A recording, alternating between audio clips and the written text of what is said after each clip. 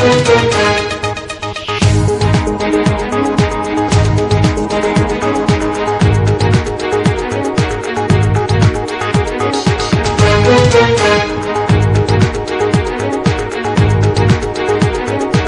আজকে বাংলাদেশে, আপনাদের সঙ্গে আছে আমি খালেদ মুহিউদ্দিন। একের পর এক জঙ্গি বিরোধী সফল অভিযানে খবর পাচ্ছি আমরা, আর সব বিষয়ের মতো এক্ষেত্রে একই রকম মত দিতে পারছে না রাজনৈতিক দলগুলো। সঙ্গে আজকে আলোচনা সহজ বিচার। কথা বলতে স্টুডিওতে আছেন বিএনপির vice chairman advocate Zainul Abedin, আছেন আওয়ামী লীগের সংসদ সদস্য অধ্যাপক ডক্টর হাবিব মিল্লাত মুন্না, আছেন লেখক গবেষক অধ্যাপক আফসার চৌধুরী। আমরা আপনাদের স্বাগত জানাই। অ্যাডভোকেট জয়নুল আবেদিন, আমি দেখছি যে শপথ ভঙ্গের অভিযোগে 2 মন্ত্রী পদত্যাগ দাবি করছে বিএনপি। ব্যারিস্টার মওদুদ আহমেদ বলছেন যে তারা সংবিধান রক্ষার শপথ ভেঙেছেন, সেজন্য তাদের পদত্যাগ করা উচিত। তার মানে এই 2 মন্ত্রী যদি সংবিধান ভেঙে পদত্যাগ করেন, তাহলে এই সরকার কি মানে ঠিক পথে চলে আসবে, ঠিক সরকার থাকবে? মন্ত্রীদের পদত্যাগ নিয়ে বিএনপির এই উৎসাহের কারণ দেখলাম না, বিএনপি যে সরকারকেই আসলে সঠিক সরকার বলে মনে করে না। আপনি যদি আমাদেরকে একটু বুঝিয়ে দিতেন। ধন্যবাদ আপনাকে। বিষয়টি এই আপনার কিন্তু এখনই না, এই জাজমেন্টটি যখন প্রথম ডেলিভারি হয়েছে তখন থেকেই মানুষ এই নিয়ে আলাপ আলোচনা করছিলেন, বলছিলেন যে এই মন্ত্রী সাহেবরা হয়তো বা তারা নৈতিক দিক থেকে এটাকে চিন্তা করে তারা পদত্যাগ করবেন।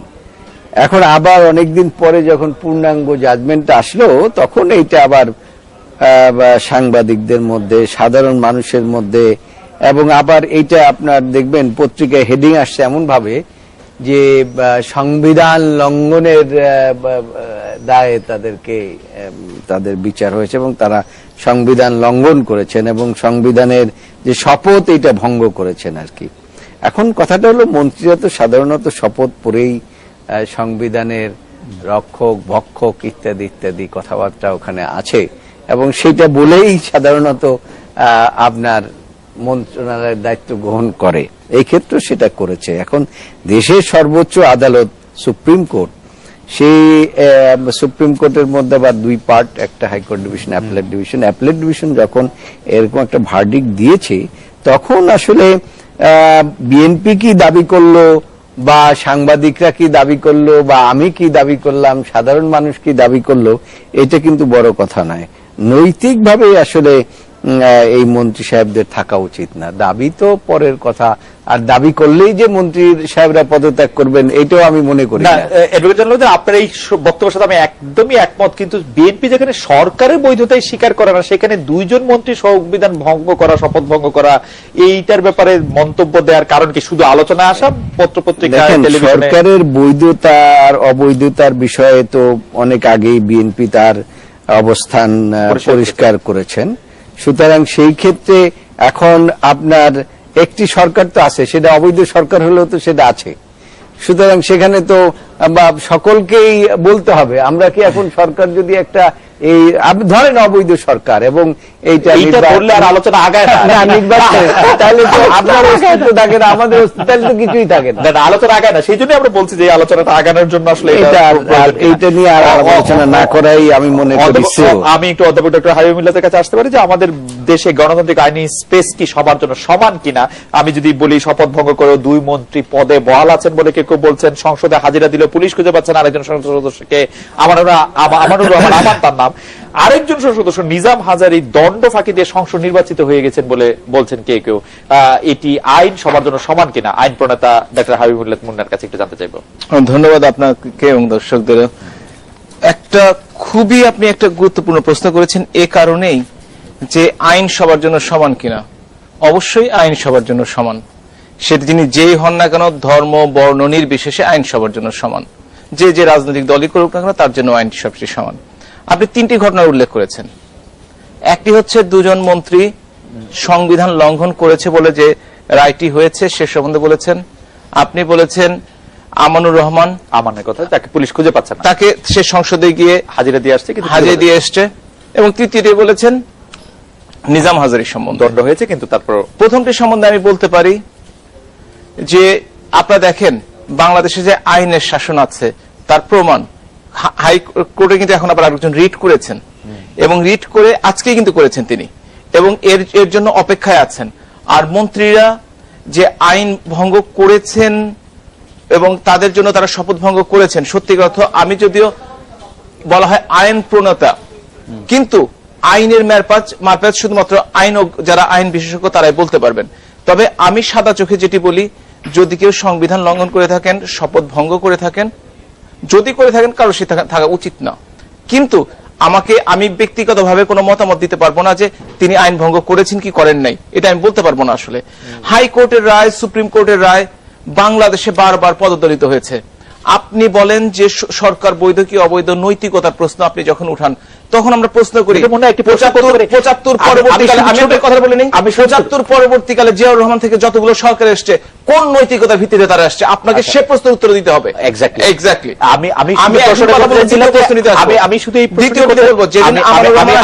আমি শুধু এটি বলতে চাই যে আপনি বলছিলেন যে আপনি আইন বিশেষজ্ঞ নন, সেই যে আপনি আসলে জানেন না সংবিধান বা শপথ তিনি ভঙ্গ করেছেন কিনা। কিন্তু যারা আইন বিশেষজ্ঞ আছেন, রাষ্ট্রের সর্বোচ্চ আদালত, তাদের কেউ যদি বলেন যে তিনি আসলে শপথ ভঙ্গ করেছেন, তাহলে আপনি এটা মানবেন কিনা? আমি তো আমার কথা ক্লিয়ার, কেউ বললে না।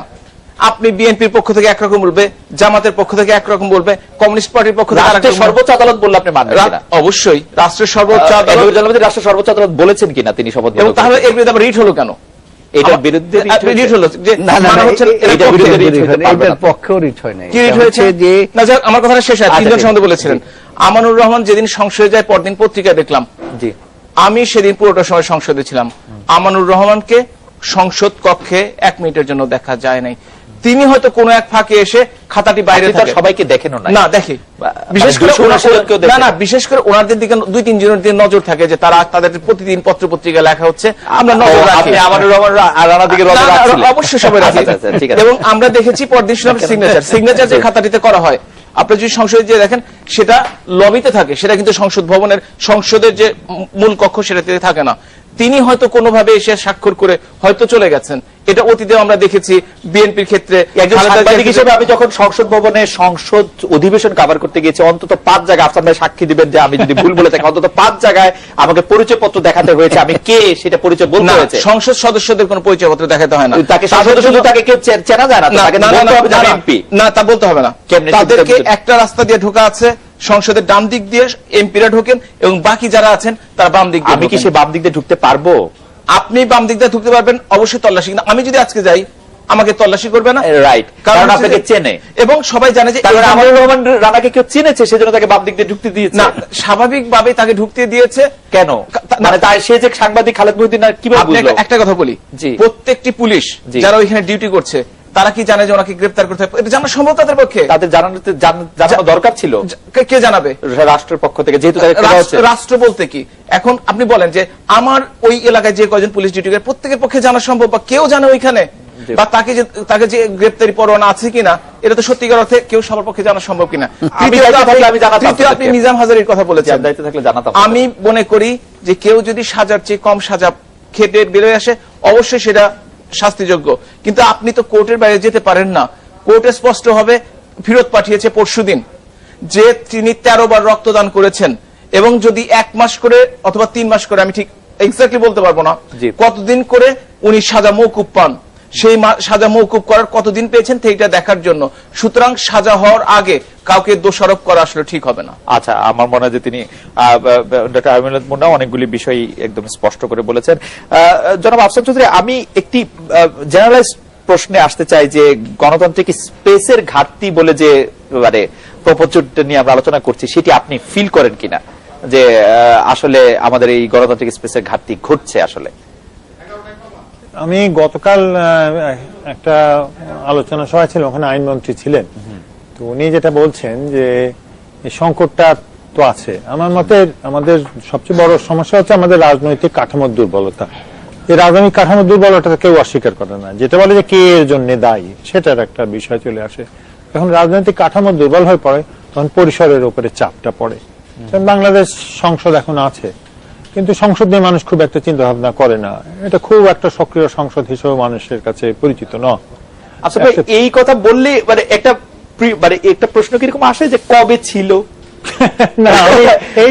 আমি এই পরিসরের কথা বলছি, এই সংসদের পরিষদ। দ্বিতীয়ত একটা বিরোধী দল আছে, এটাকে কেউ বিরোধী দল মনে করে না। এরকম একটা অবস্থা যখন হয়ে যায়, তখন অন্যগুলোর উপরে চাপটা বেড়ে যায়।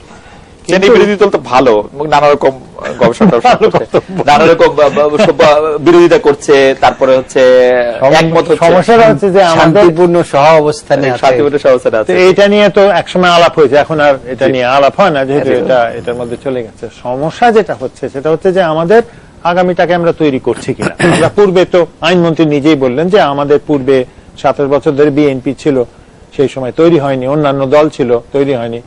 এখন আগামীতে আমরা এটা প্রস্তুত করছি কিনা, এইটাই হচ্ছে বড় সমস্যা। পরিসরে যেটা আপনি বলছেন, আমার মতে আমি আবার বলে যাচ্ছি যে আমি আজকেও যখন আমি একটা গবেষণার ডেটা দেখছিলাম, তখন আমি দেখছিলাম যে কিভাবে আমাদের সাধারণ মানুষের চিন্তা ভাবনার সাথে আমাদের যারা নেতৃবর্গ তাদের চিন্তা ভাবনার ব্যবধানটা তৈরি হচ্ছে। আচ্ছা। তো ঠিক যেমনি ভাবে যে আমরা বৈষম্য, অর্থনৈতিক বৈষম্যের কথাটা বলি, এটা নিয়ে আর কেউ দ্বিতীয়বার আলাপ করে না, ঠিক তেমনি ভাবে একটা সামাজিক বৈষম্য তৈরি হচ্ছে। সামাজিক বৈষম্য, এই সামাজিক বৈষম্য হচ্ছে আমি আর পরিসরটা আপনাকে চাইছি না। আচ্ছা, অথবা আপনি যদি বলেন যে সংকুচিত পরিসর, আমি বলবো যে আমি তো আপনার পরিসরে যেতে চাই না, আমি তো ওখানে গিয়ে খেলতে পারবো না। আচ্ছা, আমি একটু এই প্রশ্নটার পাশাপাশি এই প্রশ্নটা করতে চাই যে গুলশান শোলাকিয়ার পর দেশে বিদেশে যে আতঙ্ক ছিল বাংলাদেশ নিয়ে, পুলিশের সাম্প্রতিক অভিযানগুলিতে জঙ্গিরা নিহত হয় কিছুটা স্বস্তিকর আবহাওয়া ফিরে আসছে কিনা, আপনি আপনার পর্যবেক্ষণে কি? হ্যাঁ, অবশ্যই অবশ্যই। যেটা হয়েছে যে আমরা পুলিশকে ওই সময় অদক্ষতা বলেছি, আমার মতে পরবর্তীতে আমি যেটা বলছি যে পুলিশকে সম্ভবত বলা হচ্ছে না দক্ষ হওয়ার জন্য। পুলিশে যখন অর্ডার দেওয়া হয়েছে যে হ্যাঁ তুমি দক্ষ হও, পুলিশ দক্ষ হচ্ছে, পুলিশ, এবং এই দক্ষতাটা দেখাচ্ছে সে ক্রস ফায়ারিং এর মাধ্যমে। বিষয় যেটা সেটা হচ্ছে যে জঙ্গিরা জঙ্গিদেরকে মানুষ অপছন্দ করে, তাদেরকে ক্রস ফায়ার করে মারলেও কেউ কিছু বলছে না। বিষয়টি এরকম কিনা জানার জন্য আমি অ্যাডভোকেট জয়নুল আবেদিন আপনার কাছে যাবো। একটু প্রশ্নটি করে একটু বিরতিতে চলে যায়। প্রশ্নটি হচ্ছে এরকম, জঙ্গিদের জীবিত ধরার প্রেসক্রিপশন দেওয়া হচ্ছে আপনার দল থেকে, অপারেশন ক্লিন হার্ট ক্রস ফায়ারের উদ্ভাবন কি ভুল ছিল কিনা, সরকারে থাকার সময় বিচারের প্রতি আপনারা ভরসা রাখতে পারেননি, এখন আবার বিচারের উপর ভরসা রাখতে পারছেন এমন ব্যক্তিদের ব্যাপারে যাদেরকে আসলে জীবিত ধরা একটু সংকটময়ই বটে, যেটি জনাব আফসান চৌধুরী বলছিলেন যে এদেরকে ক্রস ফায়ারে দেওয়ার ব্যাপারেও জাতি আসলে এত বিচলিত নয়। আমরা একটা বিরতি নিচ্ছি, ফিরছি আপনাদের কাছে আপনার মতামত শোনার জন্য।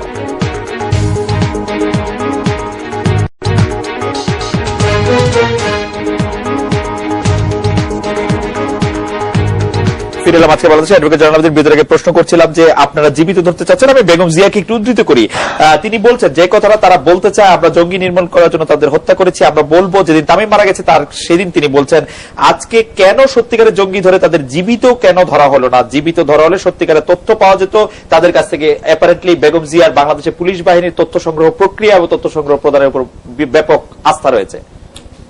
শোনেন, আমাদের দেশের পুলিশ বাহিনীকে সবসময় সব সরকার রাজনৈতিক ভাবে ব্যবহার করার চেষ্টা করে। এটা শুধু এই সরকারের কথা বলছি না, প্রতিটি সরকারই দেখবেন। কিন্তু পুলিশ বাহিনীর যে আপনার বেসিক যে কতগুলো ট্রেনিং আছে, এই ট্রেনিং গুলো দিয়েই তো পুলিশ বাহিনী তৈরি করা হয়। তো সেখানে যদি তাদের উপরে যদি আপনার এই রাজনৈতিক প্রভাব না খাটানো হয়, তাইলে কিন্তু পুলিশ বাহিনী সমাজের যে এই সমস্ত পুলিশ বাহিনীকে রাজনৈতিক প্রভাব বিস্তার করে একজনকে মেরে ফেলানো সম্ভব হচ্ছে, এবং তারা মেরে না ফেললে তারা যে তথ্য দিত সেই তথ্য আপনারা পেতেন না, এটি কি আপনাদের মনে হয়? না, আমি একটু শেষ করি, তারপরে আপনি বলেন। এখন বেগম খালেদা জিয়া একটি গণতান্ত্রিক রাজনৈতিক দলের নেত্রী, এবং তিনি তিনবার প্রধানমন্ত্রী ছিলেন। তিনি কিভাবে দেশ চালাইছেন সেটা বড় কথা নয়, কথাটা হচ্ছে আমরা সকলেই বলি আইনের শাসনে আমরা বিশ্বাস করি। আমাদের কিন্তু এই অতি সম্প্রতি কয়েকটা জাজমেন্ট হয়েছে যে এইভাবে কাউকে মেরে ফেলানো যাবে না, গ্রেপ্তার করলে পরে তারপরে কি করতে হবে, 24 ঘন্টার মধ্যে হাজির করতে হবে, এই বিভিন্ন রকম গাইডলাইন গুলো কিন্তু আছে। সেই গাইডলাইন গুলো কিন্তু আমরা এখন ফলো করছি না, যে কোনো কারণই হোক। এই শোলাকিয়ার একটা কি শোলাকিয়া নাম আর কি জানি, শোলাকিয়া আর ওই হোলি আর্টিজানের ঘটনাটা কিন্তু আমাদেরকে একটা ভিন্নভাবে ভাবিয়ে তুলেছে। এটা কিন্তু এটার জন্য কিন্তু এই জাতি বা এই আইন শৃঙ্খলা বাহিনী এইভাবে কখনো প্রস্তুত ছিল না। এখন যে বিষয়টি, এটা আমাদের সকলেই সাধারণ নাগরিকেরও প্রশ্ন যে একজন মানুষ সে অপরাধ করলেও তার কিন্তু বিচার পাওয়ার অধিকার আছে, এটা হচ্ছে আইনের কথা। কিন্তু যখন লিগ্যাল ব্যাটেল ফিল্ডে যায় তখন কিন্তু অনেক সময় ঘটনা অনেকটা ঘটে যায়। বেগম খালেদা যেটা বলছে সেটা হচ্ছে দেশের প্রচলিত আইন কানুনের কথা। উনি যেটা বিশ্বাস করেন সেই কথা বলেছে। সেখানে আপনারা এটাকে যেভাবেই বিচার বিশ্লেষণ করেন না কেন, তিনি কিন্তু আইনের বাইরে কোনো কথা বলেন নাই। না, সেটা ঠিকই আছে, তিনি কিন্তু- শ্রদ্ধার সাথে তিনি বলেছেন যে এবং তিনি বিশ্বাস করেন যে এই যে জঙ্গিবাদ, এই জঙ্গিবাদ বাংলাদেশ থেকে নির্মূল হওয়া দরকার। উনি অনেকগুলো বিদেশিদের এরপরে জনবদিন আমার এই সাক্ষাৎকারে বলেছেন এডভোকেট যে জনবদিন জঙ্গিবাদ আমাদের দেশের জন্য একটা ক্যান্সার। জি এই ক্যান্সার সমূলে জি। কিভাবে উৎপাদন করা যায়, জি। এবং সেই জন্য আপনি জানেন যে উনি জাতীয় জি। ঐক্যের ডাকও দিয়েছেন। জি, কিন্তু এবং আমার সেই প্রশ্ন হচ্ছে- ডাকে আমার প্রশ্ন হচ্ছে যে- কেউ প্রশ্ন সাড়া হচ্ছে- দিয়েছে, কেউ আমার সাড়া আমার দেননি। প্রশ্ন হচ্ছে যে আপনি দলের ভাইস চেয়ারম্যান, আপনার দলের যে চেয়ারপারসন, তিনি কি বিশ্বাস করছেন যে পুলিশ আসলে তাকে জীবিত ধরতে পারলেও ইচ্ছা করে মেরে ফেলছেন কিনা?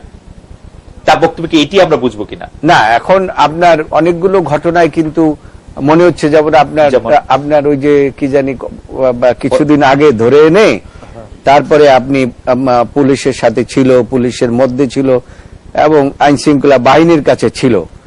এখন অনেকাংশ ঘটনাগুলো দেখা যায় যে বন্দুক যুদ্ধের কথা বলা হয়, যে হাত পা বেঁধে বলে যে বন্দুক যুদ্ধ করেছে। তা হাত বাঁধার পরে সেটি ব্যাখ্যা কিন্তু পুলিশ- সেটি ব্যাখ্যা কিন্তু পুলিশ সদর দপ্তর থেকে দেয়া হয়েছে। কিভাবে পুলিশ তো তার শোনে না, তার মানে আপনারা মনে করছেন যে- পুলিশ সবসময় একটা ব্যাখ্যা দেবে। যদি তাই ব্যাখ্যা না, পুলিশের ব্যাখ্যায় যদি সমস্ত আমরা ধরে নিতাম, তাইলে বিচারে গিয়ে সব আপনার এফআইআর কি সবকিছু টিকে? আমিও সব তো টিকে না। আমিও সেই প্রশ্নটাই করছি। তাহলে পুলিশের কাছে দেওয়া তথ্যের কথা বেগম জিয়া কেন বলছে যে পুলিশের কাছে তথ্য দিলে এখন তিনি জানতে পারতেন? এছাড়া আর তো কোনো আপনার আমি জানি এজেন্সি না যে নাই, পুলিশকে এছাড়া আর কোনো এজেন্সি নাই যে এজেন্সিকে আমার মনে হয় বিশ্বাস পুলিশকে- করা যায়। আপনি যত কিছুই বলেন না কেন, তারপরেও আপনি বলবেন যে আমার ওই নিরাপত্তার জন্য, এই যে আমাদের মনে করেন মাননীয় প্রধান বিচারপতি সেদিন একটি কথা বলেছেন যে দেশে যদি আইনের শাসন থাকে তাহলে পরে এই যুদ্ধ এই মানে আপনার ওই রেডিসনে একটা বই উদ্বোধন করতে গিয়ে তাহলে পরে জঙ্গিরা এভাবে মানে উত্থান হতে পারে না, ইত্যাদি ইত্যাদি কথাবার্তা বলেছে। এইখানে বিষয়টি হচ্ছে সেটা না, বিষয়টি হচ্ছে যে আমাদেরকে একটা জিনিস বিশ্বাস করতে হবে, আমরা যে কথাই বলি না কেন তারপরেই আবার বলি কি যে আবার নিরাপত্তার জন্য পুলিশ দাও, মারামারির জন্য পুলিশকে আমরা ই করি না, কিন্তু তারপরেও আমরা আমি জানি না যে এজেন্সি আছে। অ্যাডভোকেট জয়নুল আবেদিনকে ধন্যবাদ। আমি অধ্যাপক ডক্টর আবিব মিল্লাত মুন্নার কাছে আমি এই প্রসঙ্গটিতে ফিরে যাই যে সাম্প্রতিক জঙ্গি হামলায় গুলিতে যাদেরকে মূল হোতা বলা হচ্ছিল তারা পুলিশের অভিযানে একে একে মারা পড়ছে। এটি স্বস্তিকর বিষয় যেটি জনাব আফসান চৌধুরী বলছিলেন, কিন্তু তাদের জীবিত ধরা গেলে জঙ্গি উৎপাদন আরো বেশি সহজ হতো কিনা আপনি কি মনে করছেন, এবং জীবিত ধরার কোনো উপায় ছিল কিনা? আপনারা দেখেন বাংলাদেশে এই যে প্রায় 32টির বেশি টিভি চ্যানেল, কয়েক হাজার পত্রিকা এবং সাংবাদিকরা যেখানে যাবেন সাংবাদিকদের সাথে ধাক্কা লাগতে থাকবে। আর এই ধরনের ঘটনায় তো ছেকে ধরে আছে। আপনি একটার পর একটা ঘটনা বিশ্লেষণ করে আসেন। হলি আর্টিজান, আপনি কি মনে করেন তাদের একজন জঙ্গিকে ধরার জন্য যদি অপেক্ষা করতে হতো একটা লোকও জীবিত বেরিয়ে আসতে পারতো? আপনি শোলাকিয়ার কথা চিন্তা করেন, ওই দুটি লোককে যদি জীবিত ধরার চেষ্টা করা হতো তাহলে কি হাজার হাজার লোক বোমায় না মারুক, মানুষের পায়ের নিচে চাপা পড়ে মারা যেত না? আপনি পল্লবীর কথা চিন্তা করেন, 9 জন জঙ্গি, সেখানে 9 জন জঙ্গি গ্রেনেড মেরেছে, গুলি করেছে কল্যাণপুরে, তারপরে হচ্ছে নারায়ণগঞ্জ, এরপরে হচ্ছে রূপনগরে। তারা কি একদম দুধকলা নিয়ে বসেছিল আপনারা যাবেন পুলিশদের আদর আপ্যায়ন করবেন, তারপরে তারা বলবেন হাত দুটো বাড়িয়ে আমাদের হাত করা পরিয়ে দেন? বাংলাদেশের পুলিশ বাহিনীর আমরা অনেক ব্যাপারে সমালোচনা করি, আমি নিজেও টিভিতে সমালোচনা করেছি, কিন্তু তাদের প্রশংসনীয় ভূমিকা মনে রাখতে হবে 71 সন থেকে শুরু হয়েছে। রাজারবাগ পুলিশ লাইনে প্রথম এই পুলিশ বাহিনী প্রতিরোধ করে তুলেছে, তারা দেশপ্রেমিক বাহিনী। কিন্তু আমরা একজন কিন্তু দেখেছি হাত বাঁধা অবস্থায়, সাইফুল বোধহয় যাকে ধরা হয়েছিল আসলে একজন কলেজ শিক্ষককে হত্যার দায় জনগণ ধরিয়ে দিয়েছিল, তাকে আবার অস্ত্র উদ্ধার অভিযানের সময় তারা কিন্তু বলা হয়, আমি পুলিশ বাহিনীর সাথে ছিলামও না, আজকেও নাই, ভবিষ্যতে ওই ক্রস ফায়ারে যাওয়ার হয়তো সুযোগ না হোক, এটাই আমি চাই। কিন্তু ঘটনাটা হচ্ছে যে হাত বাঁধা অবস্থা তার থাকতেই পারে। পুলিশ বাহিনীতে ব্যাখ্যা দেওয়া হয়েছে তাকে নিয়ে যাওয়া হয়েছিল অস্ত্র উদ্ধারের নামে, সে বলেছিল অস্ত্র এখানে আছে, তার সঙ্গীরা গুলি করেছে, তার তো হাত বাঁধা থাকতেই পারে। তা পুলিশ বাহিনী সেটা পুলিশ বাহিনী ব্যাখ্যা দিবে, আমার ব্যাখ্যা দেওয়ার দরকার নেই। আমি যেটা ব্যাখ্যাটি দিব সেটি হচ্ছে আমাদের জয়নুল আবেদিন ভাই যে কথাটি বলেছেন বেগম খালেদা জিয়া সম্বন্ধে, তিনি কিভাবে দেশ চালিয়েছেন সেটা তার বড় কথা নয়। মানে উনি কি চালিয়েছেন বড় কথা নয়, উনি দল কিভাবে চালাচ্ছেন আমার কথা ছিল না ভাই, এত জঙ্গি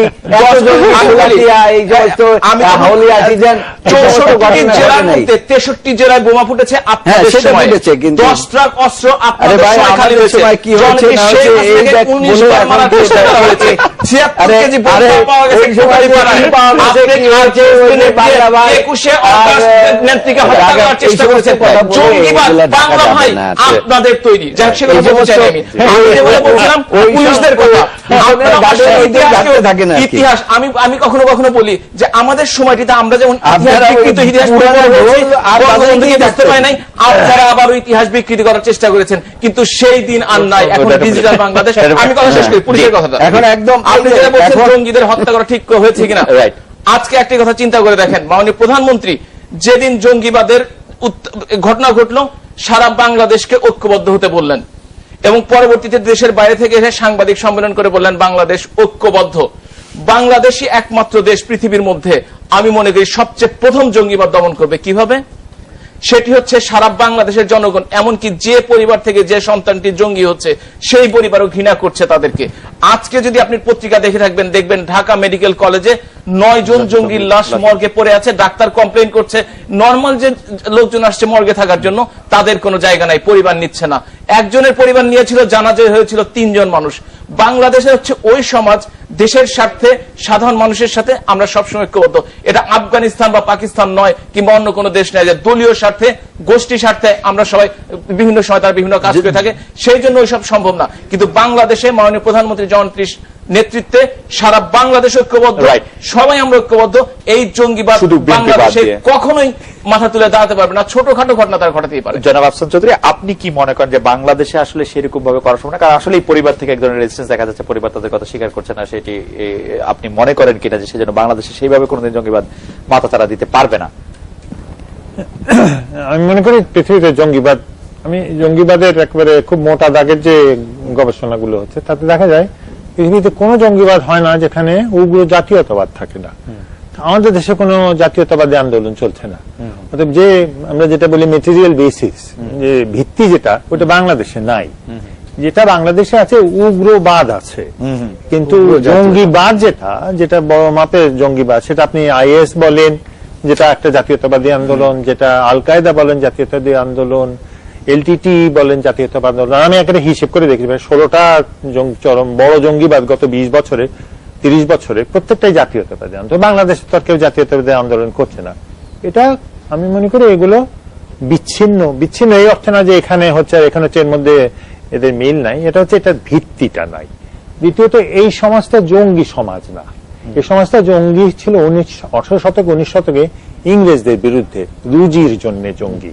তো আমাদের সমস্যা হতে পারে আগামীতে যদি বিত্তহীন মানুষকে পরিসরটা না দেন। ওই পরিসরটা কিন্তু যদি না দেন, তাহলে সে যদি ভাবা শুরু করে এটা আমার বাংলাদেশ, এখানে আমি পাচ্ছি না, আমি জঙ্গিবাদ করব, তখন ওরা জাতীয়তাবাদী আন্দোলনে পরিণত হতে পারে। তা না হলে বাংলাদেশে জঙ্গিবাদ হওয়ার কোনো ঐতিহাসিক ভিত্তি নাই।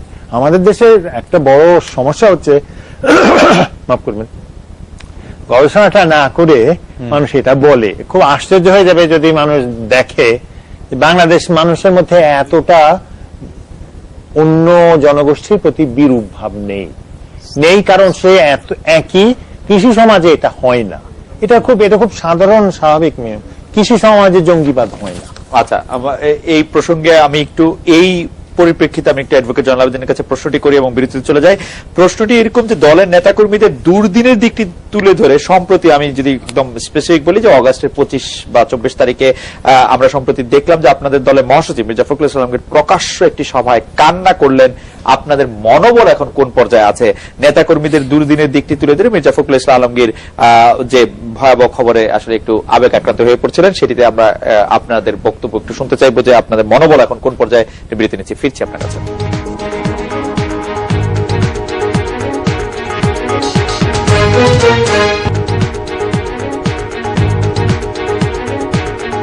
ফিরে এলাম আজকের বাংলাদেশে। অ্যাডভোকেট জয়নাল আবেদিন, আপনাদের মনোবল এখন কোন পর্যায়ে আছে? নেতাকর্মীদের দুর্দিনের বিষয়টি তুলে ধরছেন পার্টির মহাসচিব এবং আবেগ আক্রান্ত। বাংলাদেশ জাতীয়তাবাদী দল একটা উদার গণতান্ত্রিক রাজনৈতিক দল, এটা কিন্তু জঙ্গি দল না। মির্জা ফখরুল ইসলাম আলমগীরের কথা বলছেন, এত বড় একটা বৃহৎ রাজনৈতিক দলের নেতার বিরুদ্ধে এখন 85টি মামলা আছে। বাংলাদেশের ইতিহাসে আপনি দেখাতে পারবেন না যে একটি বৃহৎ রাজনৈতিক দলের মহাসচিবের বিরুদ্ধে 85টি মামলা আছে, কিন্তু ফখরুল ইসলাম আলমগীরের বিরুদ্ধে আছে।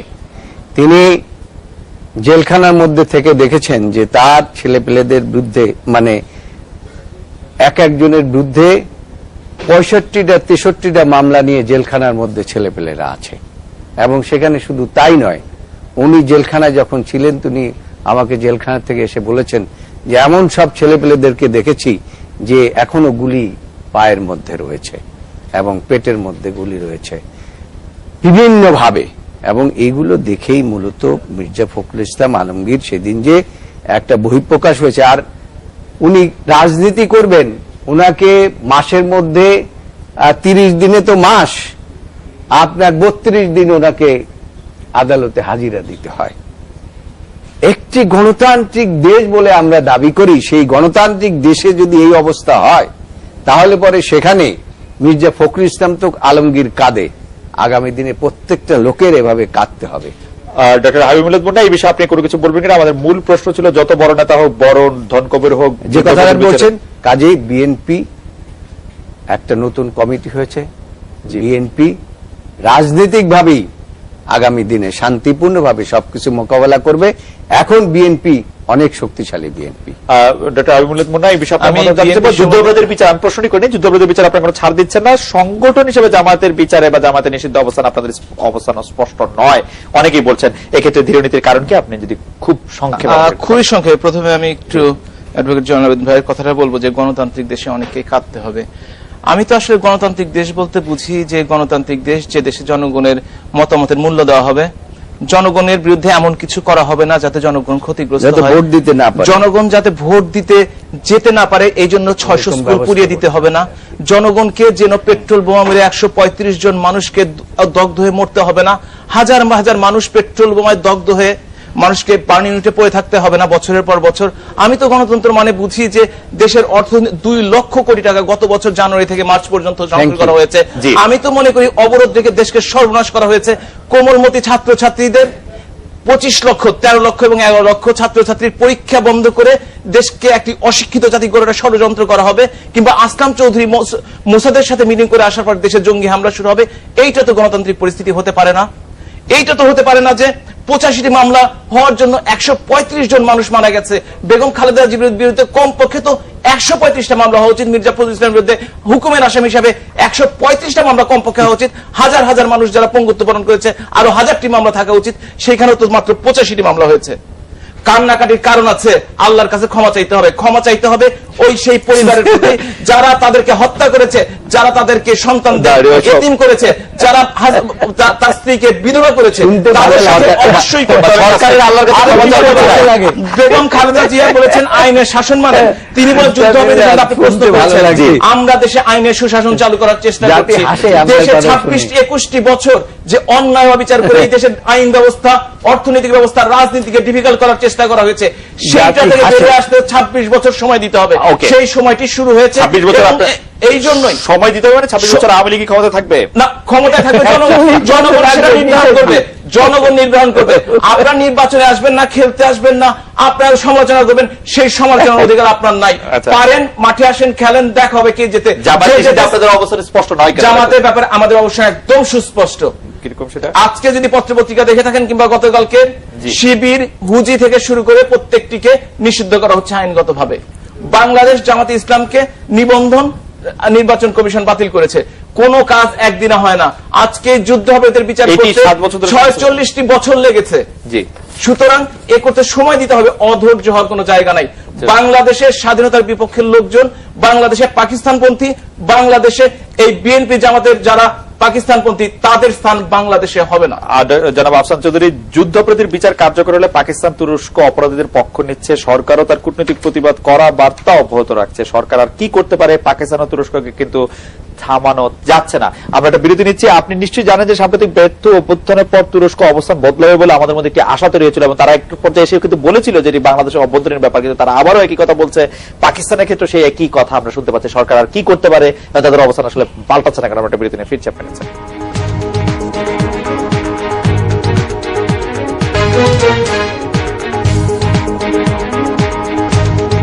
ফিরে এলাম আজকে বাংলাদেশে। জনাব আফসার চৌধুরী, পাকিস্তান তুরস্ক অপরাধীদের পক্ষ নিচ্ছে, সরকারও কূটনৈতিক প্রতিবাদের করা বার্তা অব্যাহত রাখছে। এটা আসলে শেষ কোথায়? কূটনৈতিক ভাবে সরকারের আর কোনো কিছু করার আছে কিনা? এই কূটনৈতিক বার্তা চলবেই, এবং ফেসবুকে পাকিস্তানিরা বাংলাদেশের মানে বিভিন্ন লোকের পোস্টে ঢুকে গালিগালাজ করছে, মানে আমিও গালিগালাজ শুনেছি। এবং আমরা যেটা করি যে যতই মাথা ঠান্ডা গবেষক হই, ওই পাকিস্তানের কথা শুনলে তখন আর গবেষকের মাথা একটু গরম হয়ে যায়। তা আমার মনে হয়ে যায়, কারণ পাকিস্তানের উপরে তো এটা বারবার আঘাত পড়ছে না। 71 সালে তো এটা পাকিস্তান, তো যা অত্যাচার হয়েছে, নির্যাতন হয়েছে, এটা তো পাকিস্তান সরকার করেছে। তো এই কারণে জামাত ইসলামীকে গালি দিলে বিশেষ করে পাকিস্তান সেনাবাহিনীর খুব লাগে, এবং পাকিস্তান সেনাবাহিনীর প্রতিনিধি পাকিস্তান সরকার তখন এইটা দেয়। আমার মতে চারকিল লাগে কেন? টার্কি তো হলো তার নিজের কনস্টিটুয়েন্সি হচ্ছে ইসলাম, কি বলে, ব্রাদারহুড, মানে আইএস, ব্রাদারহুড হচ্ছে জামাত ইসলামী। আমার মতে আমাদের পররাষ্ট্র মন্ত্রণালয়ের কিন্তু একটু দুর্বলতা আছে। তারা যদি একটা বড় মাপে একটা ক্যাম্পেইন করে যে আমাদের অবস্থানটা জানানোর জন্য পৃথিবীর কাছে, তাহলে তারা করে না। তারা অপেক্ষা করে যখন টার্কি বলে, পাকিস্তান বলে, তখন একটা জোরে সোরে একটা জবাব দেয়। কিন্তু যদি সারা বছর ধরে 5 বছর হয়ে গেছে এই বিচার, আমরা প্রস্তুতিটা খুব বেশি নিইনি। আমাদের আমলাতন্ত্রের যে দুর্বলতা, এটা কিন্তু আমাদের, এটা তো জাতীয় বিচার, সেই জাতীয় বিচারে এসে প্রভাবটা ফেলছে। এরপর জাতীয় ঐক্যের ডাক দিয়েছিলেন বেগম জিয়া, যেটা আপনাকে উল্লেখ করেছেন। বলা হয়েছিল যে জাতীয় ঐক্যের ক্ষেত্রে অনেকে আসতে রাজি ছিলেন, আওয়ামী লীগ বাদে অন্য অনেক দল। তখন বলা ছিল যে জামাতকে ছেড়ে থাকলে তারা হয়তো আসতে পারেন। আমি এই মুহূর্তে কাদের সিদ্দিকীর কথা মনে করতে পারি, ডক্টর কামাল হোসেন এই ধরনের মনোভাব জানিয়েছিলেন, অলি আহমেদ এবং বদরুদ্দোজা চৌধুরীর দলও। কিন্তু আপনারা জামাতের সঙ্গেই থাকছেন, জাতীয় ঐক্যের সাথে জামায়াতের সঙ্গে থাকাটা আপনাদের কাছে বেশি জরুরি মনে হচ্ছে। এর কারণ কি আসলে? আমি আপনার এইটার জবাব দেওয়ার আগে হাবিবে মিল্লাত সাহেব যে পল্টনের বক্তৃতাটা করলেন যে 26 বছর ক্ষমতায় থাকবেন, সেটা নিয়ে না, আমি একবার ওই 26 বছর ক্ষমতা থাকবো। আমি বলছি আপনারা যে 21 বছরের জঞ্জাল রেখে গেছেন, সেটা আবার 26 বছর বা 42 বছর সময় লাগবে। এইটাই বলছি। না, বক্তৃতা আপনারা করেন, আমি তো ডাক্তার মানুষ, বক্তৃতা করি না। আমি যেটা মনের কথাগুলো জনগণ যেটা বিশ্বাস করে সেই কথাগুলো বলি। আমি যে কথাটা বলতে চাচ্ছিলাম, উনি ক্ষমতায় থাকবেন, এই করবেন, যাই হোক, একটু দয়া করে একটা নিরপেক্ষ সরকারের অধীনে একটা নির্বাচন দিয়ে দেখেন কত বছর ক্ষমতায় থাকতে পারেন। এখনো বাংলাদেশের মানুষ বিশ্বাস করে, যত কথাই বলেন না কেন, আমরা যে আদর্শ নিয়ে আমরা আছি, যে যদি একটি নিরপেক্ষ নির্বাচন হয়, বেগম খালেদা জিয়া পপুলার লোক এবং পপুলার নেত্রী, বিএনপি একটি তৃণমূল পর্যায়ে রাজনীতিতে সহাবস্থানের মধ্যে রয়েছে। জনগণ যদি ভোট দিতে পারে, বেগম জিয়ার পপুলারিটির কারণ কি? জনগণ, এটা হচ্ছে এটা জনগণ এই দেশে বাংলাদেশ জাতীয়তাবাদী দলের একেবারে তৃণমূল পর্যায় পর্যন্ত সংগঠন আছে, এবং তারা বিশ্বাস করে যে বেগম খালেদা জিয়া যদি এই দেশে যদি আবার প্রধানমন্ত্রী হয়, রাষ্ট্র পরিচালনা উনি কোন দিক দিয়ে বেটার করেছেন? আমি বেটারের মানে কেন তিনি পপুলার? জনগণ মনে করে যে এখন যে অন্যায় অত্যাচার যেগুলো চলছে, মানুষ ভোট দিতে পারছে না, ইউনিয়ন পরিষদে আপনার হানাহানি হচ্ছে, মানুষ ভোট দেওয়ার জন্য যেতে পারছে না, ভোট কেন্দ্রে যেতে পারছে না, এবং নিজেও ভোটের অধিকারটা অন্তত প্রতিষ্ঠা করতে হবে। আমি এইটার পরে আমি যে কথাটা বলতে চাই, সুতরাং আমার একটি মাত্র কথাটা হচ্ছে যে জোর করে ক্ষমতায় থাকার ইচ্ছাটাকে পরিহার করতে হবে সকলকে। কারণ আমাদের দেশে প্রবলেমটা হচ্ছে কি, আমাদের দেশের সাধারণ মানুষগুলো কিন্তু ভালো। আমি সবসময় বলি, এই সাধারণ মানুষরে যারা আমরা পরিচালনা করি, আমাদের মধ্যে ভূত আছে, প্রত্যেকটা জায়গার মধ্যে ভূত আছে আর কি। সেই জন্য সাধারণ মানুষকে এখন আপনি যদি বিপথে পরিচালনা করেন, তাহলে সেটা কিছু করার নাই। যদি অস্ত্র দিয়ে পরিচালনা করেন, তাহলে কিছু করেন। তখন আপনারা বলতেই পারেন যে 41 সন পর্যন্ত থাকবো, 21 সন পর্যন্ত থাকবো, সেটা হইতেই পারে। কিন্তু এখানে মূল বিষয়টা হচ্ছে যে জাতীয় ঐক্যের ডাক বেগম খালেদা জিয়া এই কারণে দিয়েছে যে তিনি মনে প্রাণে বিশ্বাস করেন যে একটি জঙ্গিবাদের রাজনীতিতে তিনি বিশ্বাস করেন না। তিনি গণতান্ত্রিক রাজনীতিতে বিশ্বাস করেন, উদার গণতান্ত্রিক রাজনীতিতে বিশ্বাস করেন। আমাদের দেশে প্রবলেমটা হয়েছে কি জানেন, আমাদের দেশে যে আমরা যারা কথা বলি, আপনি দেখবেন যে বেগম খালেদা জিয়ার বা প্রধানমন্ত্রী শেখ হাসিনার সমালোচনা করতে হলে পরে তার আমি কোন স্টেজে এটা আমাকে চিন্তা করতে হবে। দেখবেন যে এমন সব লোকে এমন সব মানে ভাষা ব্যবহার করেন, এমন কি যে মানে এইটা আমি মানে আপনি ভাষায় প্রকাশ না না, তাহলে রাজনীতি করতে হলে স্টেজের কোনো লোকই তো বাংলাদেশে খুঁজে পাওয়া যাবে না। না, না, ওটা তো সমালোচনা কেউ করবে না। সমালোচনা করবে, কিন্তু ভাষা জ্ঞানটা হতে হবে ভাষা তো একটু যার যার তার। আপনার সেরকম হতে হবে। বেশি- না, না, যার বেশি যার সমালোচনা তার করতে হলে বেশি সমান হবে না। করতে হবে। এখানে প্রতিহিংসার রাজনীতিটাকে আজকে এতভাবে প্রকট আকার ধারণ করে জামায়াতের প্রসঙ্গে যদি একটু বলতেন, আমাদের একদম সময় একেবারে শেষ শেষ। যে জামায়াতের দ্বারা বলছি, জামাত কোনোদিন সরকার জামাতকে ব্যান করবে না এবং জামাতকে কোনোদিন ছাড়বে না, এবং এইটাই হচ্ছে সরকারের সরকার থাকবে না, প্রতিজ্ঞা। যত রাজনৈতিক জি, জি, দল বলেন না কেন, জি, সরকার খুব যত দুষ্ট। কিছুই বলেন না কেন, জি। যতভাবেই বলা হয় না কেন, এই জি। একটু আগে জি, সরকার খুব দুষ্ট, কিন্তু হাবিবে মিল্লাত বলেছে যে একটু সময় লাগবে। Right. এই ওই যে জি, সরকার খুবই দুষ্ট, কিন্তু আরে BNP ছাড়বে না জামাত। সব কাজে আইন একদিন হয়ে যেতে পারে। কি? আপনি দেখবেন যে কিন্তু আপনারা কি সরকারের জন্য কেন অপেক্ষা করতেছেন? আপনাদের অসুবিধা কি আমাদের হচ্ছে? দরকার কি? আমরা কি তারা কি আষ্টে পৃষ্ঠে বেঁধে রেখেছে মনে নাকি হচ্ছে যে হ্যাঁ, বেঁধে রেখেছে। No, আমরা কোনোদিন বেঁধে রাখি না। তাদের সাথে একটি আমাদের একটা নির্বাচনী ঐক্য যে ছাড়া নির্বাচন তাদের সাথে করতে পারবে না, যে দল তাদের নির্বাচন সাথে করতে পারবে না, তার সাথে নির্বাচনী ঐক্য একই জ্বালাবে দেন। না, এটা না, কেমন? এখন না, এখন তো নির্বাচনী না, তাদের নির্বাচন আসতেই পারবে না, আমি তো আর বলতে পারবো না। আর নির্বাচনী ঐক্য কিসের না, না, কথা? নির্বাচনী ঐক্য যে হচ্ছে যে নির্বাচন আসলে জামাতের তো একটা ভোট আছে, কি ভয় পায় আজকে? আচ্ছা জয়নাল ভাই, হুম। আমি ইতিহাসের মানুষ হিসেবে বলছি, বিএনপি কেন বলে না যে জামাতের সাথে নাই? না, এটা অসুবিধাটা কি? যুদ্ধ অপরাধী দল। আওয়ামী লীগ কেন বলে না? আরে যে আমরা ব্যান করে দিলাম। আচ্ছা, আচ্ছা, ঠিক আছে। আওয়ামী লীগের কথা- সরকার শুনে, আজকে বিএনপি কে ছেড়ে দিলে, আজকে বিএনপি কে তো ছেড়েই দেওয়া হয়েছে মোটামুটি জি, ভাবে, এবং এটা আপনি জানেন যে আমাদের 20 দলীয় ডক্টর- প্রোগ্রামে একটি প্রোগ্রামে তাকে ডাকাই হয় নাই, এবং একটি যখন প্রোগ্রামে তাকে ডাকা এই হয়নি ডাক আসলে। দেওয়া হয়েছে ডাকা এবং ডাকাই হয় নাই, এবং এখন পর্যন্ত 20 দলের মধ্যে তাদের জামাতকে ঘটনাটা এখন দেখুন, meeting করা অসুবিধা অসুবিধা, কোথায়? ও এখন বলতে হবে, এই তোমাদেরকে তালাক দিয়ে আচ্ছা, দিলাম। আচ্ছা, আচ্ছা, আপনারা তালাকের অপেক্ষা বসে আছেন, তারপরেও আপনারা ডক্টর হাবিব ছাড় পান না যে আপনি এইটা- নির্বাচনের এই দলকে প্রসঙ্গে যে, যে ব্যান আপনারা করেন। কি মনে করেন যে একটি নিরপেক্ষ নির্বাচন হলে আপনাদের মানে সে ভয় কাজ করে, সেজন্য নিরপেক্ষ নির্বাচন যাতে না হয় সেদিকে আপনারা খেয়াল করেন? কিনা আমাদের 1.5 মিনিটের মতো সময় আছে। আসলে নিরপেক্ষ নির্বাচন সব দেশের জন্য, সকল সমাজের জন্য দরকার, এটা আমি মনে প্রাণে বিশ্বাস করি। আর বাংলাদেশ আওয়ামী লীগ তো বিশ্বাস করে, এই জন্য বিশ্বাস করে, বাংলাদেশের নয়, এই উপমহাদেশের অন্যতম পুরনো দল, 66 বছর বয়স, প্রত্যেকটি গ্রামে গঞ্জে প্রত্যেকটি বাড়িতে আওয়ামী লীগের সমর্থন রয়েছেন। কিন্তু নিরপেক্ষ নির্বাচন সম্বন্ধে বিএনপির পক্ষ থেকে যেটা কথা শুনলাম, আমার কয়েকটা কথা মনে পড়লো, আমি 1 মিনিটে শেষ করে দিব।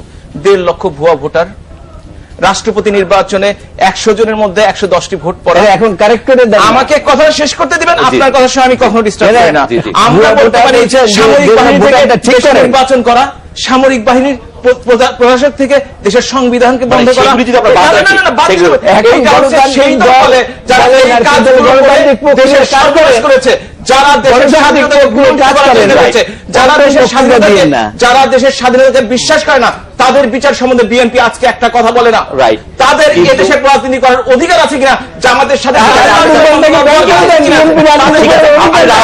সরকারের আওয়ামী লীগ ছাড়া কারো অধিকার নেই, বাকশাল হবে। আপনি বলেন যে বাকশাল ছাড়া বাংলাদেশের দল করবে না। জনগণ ব্যান করবে আপনাদের। আপনাদের থেকে জনগণ যেভাবে জনগণ যেদিন যেভাবে অভিশাপ দিচ্ছে জনগণ, মানুষ মারার জন্য, মারার জন্য, আপনাদের আমরা আমরা যেটি জানতে চাচ্ছিলাম যে বক্তৃতা করেন। আমরা যেটি জানতে চাচ্ছিলাম যে আপনাদের কি মনে হয় যে একটি নিরপেক্ষ নির্বাচন দেওয়ার সুযোগ আর আছে বাংলাদেশে খুব শীঘ্রই? অবশ্যই আছে। বাংলাদেশে নিরপেক্ষ নির্বাচন হওয়ার পরিবেশ আছে, সবাই মিলে সহজভাবে নির্বাচনে অংশ করলে নিরপেক্ষ নির্বাচন হবে। কেউ যদি নির্বাচনে না আসে, সে যদি পার্লামেন্টে যেতে না পারে, সে দায় দায়িত্ব যে জয় পার্টি সে নিতে পারবে না। যারা বাস্তব যদি যে আমরা শেষ নির্বাচন কথা আপনার কাছে কমিশন শুনতে বলে চাই। আমার মনে যে আমাদের হয়- কিচ্ছু করেন নাই। আমার মনে হয় যে আমাদের নির্বাচন কমিশনকে সবল কি সবল না, হ্যাঁ। এই ব্যাপারে একটু গবেষণা করা দরকার, বিশ্লেষণ করা দরকার। যদি তার সবল করা যায়, তাদের ক্ষমতা দেওয়া যায়, হবে। তা না হয় রাজনীতিটার পরিসর যেই পরিসরে আছে এই পরিসরে। কিন্তু আসলে আপনি আছেন, নেটওয়ার্কের জগলাবিদিন আছেন, একজন আইন প্রণেতাও আছেন আমাদের সঙ্গে। নির্বাচন কমিশনকে যত ক্ষমতা দেয়া আছে সবল করার জন্য, তার চেয়ে বেশি ক্ষমতা কি ক্ষমতা তাদের দেওয়া দেয়া আছে, দরকার? কিন্তু ব্যক্তি- তারা তারা প্রয়োগ পরিবর্তন। তারা প্রয়োগ কেন করতে পারে না? আসলে আপনি- আমার ধারণা যে তাদের প্রয়োগ করার মতো যে মানসিক, শক্তি। আইনগত হ্যাঁ। এবং আরো অন্যান্য যে পরিস্থিতি পরিবেশ দরকার সেটা নেই, তারা প্রয়োজনটাও অনুভব এর সাথে করে। একটা কোনো না জিনিস কোনো করবো জায়গা যে থেকে একটা আমি মনে প্রভাব করি আছে। যে তাদের যে ক্ষমতা আছে, সেই ক্ষমতাটাকে ক্ষমতাটাকে- ব্যবহার করে তারা যত সুন্দর করছে আরো সুন্দর করতে পারে এবং দিন দিন তারা উন্নত করতে পারে। এডভোকেট জগলাবিদিন, আমরা শেষ করছি অনুষ্ঠান। আপনাকে অনেক ধন্যবাদ জানিয়ে ডক্টর হাবিব মিল্লাত মুন্না এবং জনাব আফসান চৌধুরী, আপনাদেরকেও ধন্যবাদ জানাই। এই ছিল আজকে বাংলাদেশে দেখা হচ্ছে আগামীকাল এই সময়। শুভরাত্রি।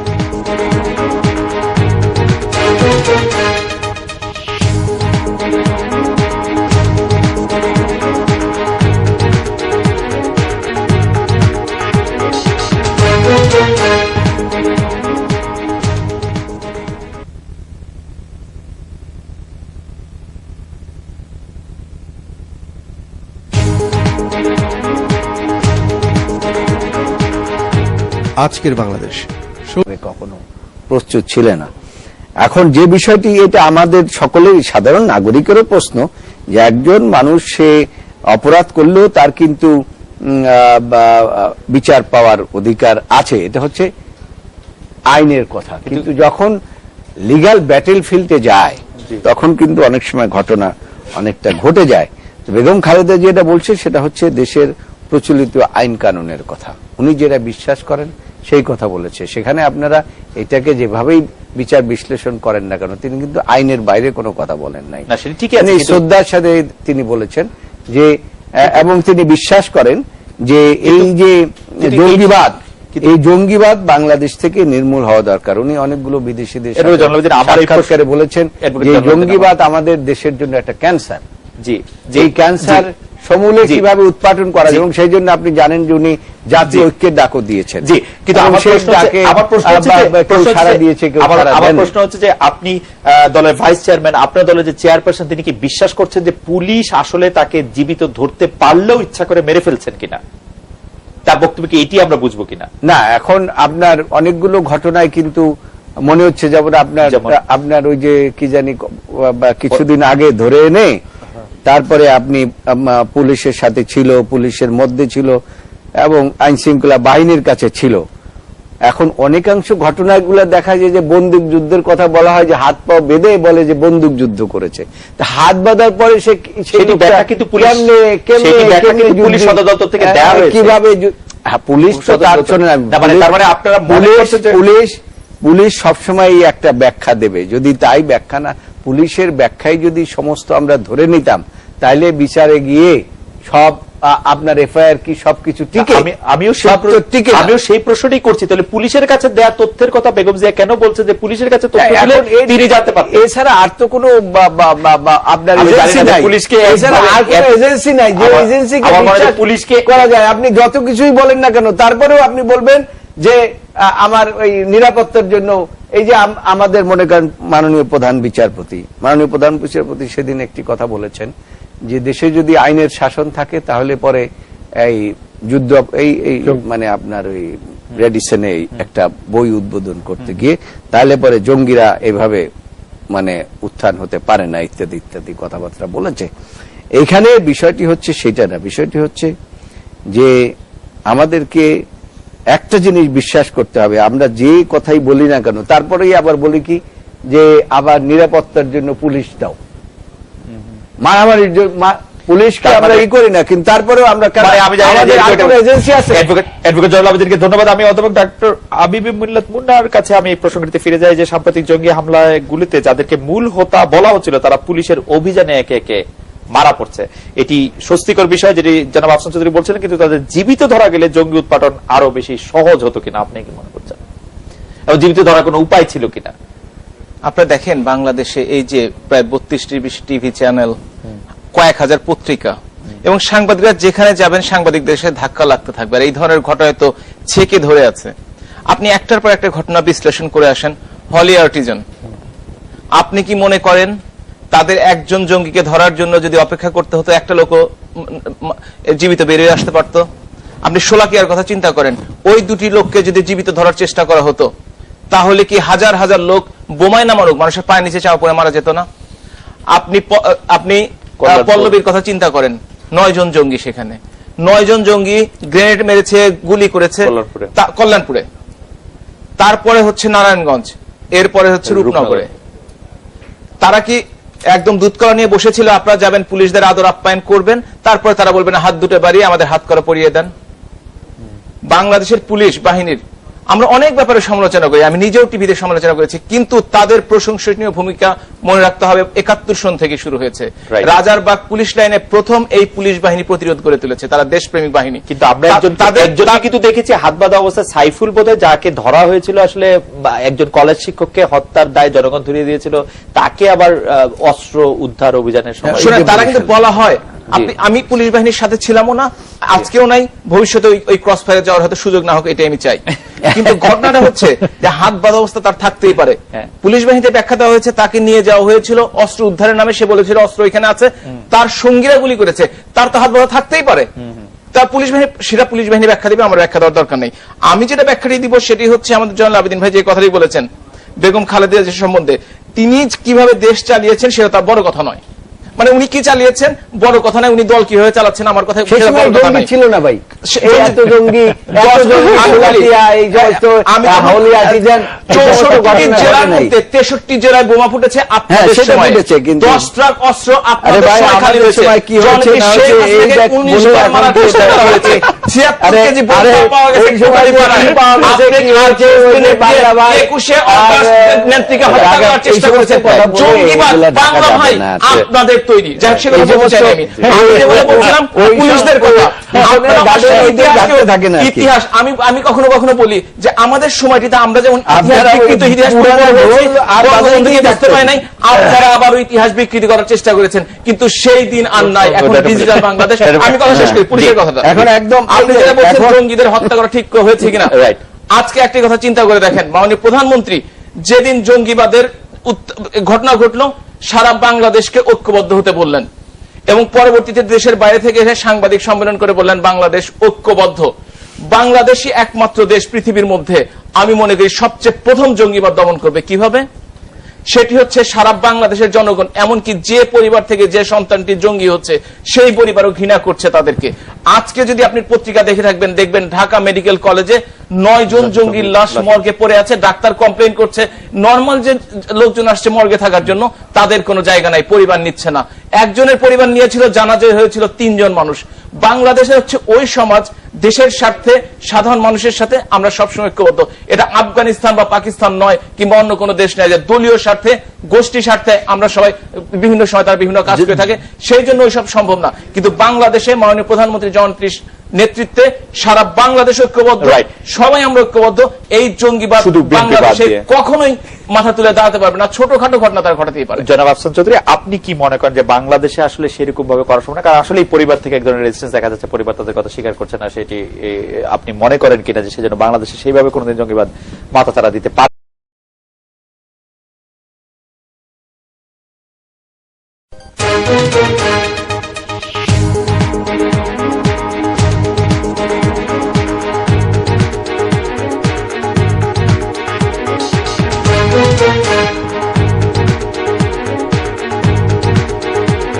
স্বাগত আজকে বাংলাদেশে, আপনাদের সঙ্গে আছে আমি খালেদ মুহিউদ্দিন। একের পর এক জঙ্গি বিরোধী সফল অভিযানে খবর পাচ্ছি আমরা, আর সব বিষয়ের মতো এক্ষেত্রে একই রকম মত দিতে পারছে না রাজনৈতিক দলগুলো। সঙ্গে আজকে আলোচনা সহজ বিচার কথা বলতে স্টুডিওতে আছেন বিএনপির vice chairman advocate Joynal Abedin, আছেন আওয়ামী লীগের সংসদ সদস্য অধ্যাপক ডক্টর হাবিব মিল্লাত মুন্না, আছেন লেখক গবেষক অধ্যাপক আফসান চৌধুরী। আমরা আপনাদের স্বাগত জানাই। অ্যাডভোকেট জয়নাল আবেদিন, আমি দেখছি যে শপথ ভঙ্গের অভিযোগে 2 মন্ত্রী পদত্যাগ দাবি করছে বিএনপি। ব্যারিস্টার মওদুদ আহমেদ বলছেন যে তারা সংবিধান রক্ষার শপথ ভেঙেছেন, সেজন্য তাদের পদত্যাগ করা উচিত। তার মানে এই 2 মন্ত্রী যদি সংবিধান ভেঙে পদত্যাগ করেন তাহলে এই সরকার কি মানে ঠিক পথে চলে আসবে, ঠিক সরকার থাকবে? মন্ত্রীদের পদত্যাগ নিয়ে বিএনপির এই উৎসাহের কারণ দেখলাম না, বিএনপি যে সরকারকেই আসলে সঠিক সরকার বলে মনে করে না। আপনি যদি আমাদেরকে একটু বুঝিয়ে দিতেন অ্যাডভোকেট জয়নাল আবেদিন। ধন্যবাদ আপনাকে। বিষয়টি এই আপনার কিন্তু এখনই না, এই জাজমেন্টটি যখন প্রথম ডেলিভারি হয়েছে তখন থেকেই মানুষ এই নিয়ে আলাপ আলোচনা করছিলেন, বলছিলেন যে এই মন্ত্রী সাহেবরা হয়তো বা তারা নৈতিক দিক থেকে এটাকে চিন্তা করে তারা পদত্যাগ করবেন। এখন আবার অনেকদিন পরে যখন পূর্ণাঙ্গ জাজমেন্ট আসলো তখন এইটা আবার সাংবাদিকদের মধ্যে, সাধারণ মানুষের মধ্যে, এবং আবার এইটা আপনার দেখবেন পত্রিকায় হেডিং আসছে এমন ভাবে যে সংবিধান লঙ্ঘনের দায়ে তাদের বিচার হয়েছে এবং তারা সংবিধান লঙ্ঘন করেছেন এবং সংবিধানের যে শপথ এটা ভঙ্গ করেছেন আর কি। এখন কথাটা হলো মন্ত্রীরা তো সাধারণত শপথ পরেই সংবিধানের রক্ষক ভক্ষক ইত্যাদি ইত্যাদি কথাবার্তা ওখানে আছে এবং সেটা বলেই সাধারণত আপনার মন্ত্রণালয়ের দায়িত্ব গ্রহণ করে। এই ক্ষেত্রে সেটা করেছে। এখন দেশের সর্বোচ্চ আদালত সুপ্রিম কোর্ট, সেই সুপ্রিম কোর্টের মধ্যে আবার দুই পার্ট, একটা high court division, appellate division. Appellate division যখন এরকম একটা ভার্ডিক্ট দিয়েছে তখন আসলে বিএনপি কি দাবি করলো বা সাংবাদিকরা কি দাবি করলো বা আমি কি দাবি করলাম, সাধারণ মানুষ কি দাবি করলো, এটা কিন্তু বড় কথা নয়। নৈতিকভাবে আসলে এই মন্ত্রী সাহেবদের থাকা উচিত না। দাবি তো পরের কথা, আর দাবি করলেই যে মন্ত্রী সাহেবরা পদত্যাগ করবেন এটাও আমি মনে করি না। অ্যাডভোকেট জানাল আপনার এই বক্তব্যের সাথে আমি একদমই একমত, কিন্তু বিএনপি যেখানে সরকারের বৈধতাই স্বীকার করে না সেখানে দুইজন মন্ত্রী সংবিধান ভঙ্গ করা, শপথ ভঙ্গ করা, এইটার ব্যাপারে মন্তব্য দেওয়ার কারণ কি? শুধু আলোচনা আসা পত্রপত্রিকা সরকারের বৈধতার অবৈধতার বিষয়ে তো অনেক আগেই বিএনপি তার অবস্থান পরিষ্কার করেছেন। সুতরাং সেই ক্ষেত্রে এখন আপনার একটি সরকার তো আছে, সেটা অবৈধ সরকার হলেও তো সেটা আছে। সুতরাং সেখানে তো সকলকেই বলতে হবে। আমরা কি এখন সরকার যদি একটা এই ধরেন অবৈধ সরকার এবং এইটা বললে আর আলোচনা আগায় না, নির্বাচন তাহলে তো আপনার অস্তিত্ব থাকে না, আমাদের অস্তিত্ব তো কিছুই থাকে না, আলোচনা আগায় না। সেই জন্য আমরা বলছি যে আলোচনাটা আগানোর জন্য আসলে এইটা নিয়ে আর আলোচনা না করাই আমি মনে করি। আমি একটু অধ্যাপক ডক্টর হাবিবুল মিল্লাতের কাছে আসতে পারি যে আমাদের দেশে গণতান্ত্রিক আইনি স্পেস কি সবার জন্য সমান কিনা। আমি যদি বলি শপথ ভঙ্গ করে দুই মন্ত্রী পদে বহাল আছেন বলে কেউ কেউ বলছেন, সংসদে হাজিরা দিলে পুলিশ খুঁজে পাচ্ছেন আরেকজন সংসদ সদস্যকে, আমানুর রহমান আমার তার নাম, আরেকজন সংসদ সদস্য নিজাম হাজারী দণ্ড ফাঁকি দিয়ে সংসদ নির্বাচিত হয়ে গেছেন বলে বলছেন কেউ কেউ। এটি আইন সবার জন্য সমান কিনা? আইন প্রণেতা ডক্টর হাবিবুল্লাহ মুন্নার কাছে একটু জানতে চাইবো। ধন্যবাদ আপনাকে এবং দর্শকদের। একটা খুবই আপনি একটা গুরুত্বপূর্ণ প্রশ্ন করেছেন এ কারণেই যে আইন সবার জন্য সমান কিনা। অবশ্যই আইন সবার জন্য সমান, সেটা যিনি যেই হন না কেন, ধর্ম বর্ণ নির্বিশেষে আইন সবার জন্য সমান। যে যে রাজনৈতিক দলই করুক না কেন তার জন্য আইন সবচেয়ে সমান। আপনি তিনটি ঘটনার উল্লেখ করেছেন। একটি হচ্ছে দুজন মন্ত্রী সংবিধান লঙ্ঘন করেছে বলে যে রায়টি হয়েছে সে সম্বন্ধে বলেছেন। আপনি বলেছেন আমানুর রহমান, আমানের কথা, তাকে পুলিশ খুঁজে পাচ্ছে না, তাকে সে সংসদে গিয়ে হাজিরা দিয়ে আসছে, হাজিরা দিয়ে এসছে। এবং তৃতীয়টি বলেছেন নিজাম হাজারীর সম্বন্ধে দণ্ড হয়েছে, কিন্তু তারপর প্রথমটি সম্বন্ধে আমি বলতে পারি যে আপনারা দেখেন বাংলাদেশে যে আইনের শাসন আছে তার প্রমাণ হাইকোর্টে কিন্তু এখন আবার আরেকজন রিট করেছেন এবং রিট করে আজকে কিন্তু করেছেন তিনি, এবং এর জন্য অপেক্ষায় আছেন। আর মন্ত্রীরা যে আইন ভঙ্গ করেছেন এবং তাদের জন্য তারা শপথ ভঙ্গ করেছেন, সত্যি কথা আমি যদিও বলা হয় আইন প্রণেতা, কিন্তু আইনের মারপ্যাচ শুধুমাত্র যারা আইন বিশেষজ্ঞ তারাই বলতে পারবেন। তবে আমি সাদা চোখে যেটি বলি, যদি কেউ সংবিধান লঙ্ঘন করে থাকেন, শপথ ভঙ্গ করে থাকেন, যদি করে থাকেন কারো সে থাকা উচিত না। কিন্তু আমি ব্যক্তিগতভাবে কোনো মতামত দিতে পারবো না যে তিনি আইন ভঙ্গ করেছেন কি করেন নাই, এটা আমি বলতে পারবো না। আসলে হাইকোর্টের রায়, সুপ্রিম কোর্টের রায় বাংলাদেশে বারবার পদদলিত হয়েছে। আপনি বলেন যে সরকার বৈধ কি অবৈধ, নৈতিকতার প্রশ্ন আপনি যখন উঠান তখন আমরা প্রশ্ন করি 75 পরবর্তীকালে, আমি একটা কথা বলি নেই, 75 পরবর্তীকালে জিয়াউর রহমান থেকে যতগুলো সরকার এসছে কোন নৈতিকতার ভিত্তিতে তারা আসছে, আপনাকে সে প্রশ্নের উত্তর দিতে হবে। এক্স্যাক্টলি।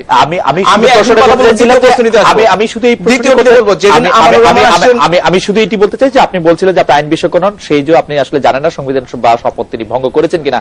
কিন্তু যারা আইন বিশেষজ্ঞ আছেন, রাষ্ট্রের সর্বোচ্চ আদালত, তাদের কেউ যদি বলেন যে তিনি আসলে শপথ ভঙ্গ করেছেন, তাহলে আপনি এটা মানবেন কিনা? আমি তো আমার কথা ক্লিয়ার, কেউ বললে না। আপনি বিএনপির পক্ষ থেকে একরকম বলবে, জামাতের পক্ষ থেকে একরকম বলবে, কমিউনিস্ট পার্টির পক্ষ থেকে রাষ্ট্রের সর্বোচ্চ আদালত বললে আপনি মানবেন কিনা? অবশ্যই রাষ্ট্রের সর্বোচ্চ আদালত, রাষ্ট্রের সর্বোচ্চ আদালত বলেছেন কিনা তিনি শপথ ভঙ্গ? তাহলে এর বিরুদ্ধে আবার রিট হলো কেন? এটার বিরুদ্ধে রিট হলো যে এটার পক্ষেও রিট হয় না। কি রিট হয়েছে যে না, যাক আমার কথাটা শেষ হয়। তিনজন সম্বন্ধে বলেছিলেন। আমানুর রহমান যেদিন সংসদে যায় পরদিন পত্রিকায় দেখলাম, আমি সেদিন পুরোটা সময় সংসদে ছিলাম, আমানুর রহমানকে সংসদ কক্ষে 1 মিনিটের জন্য দেখা যায় নাই।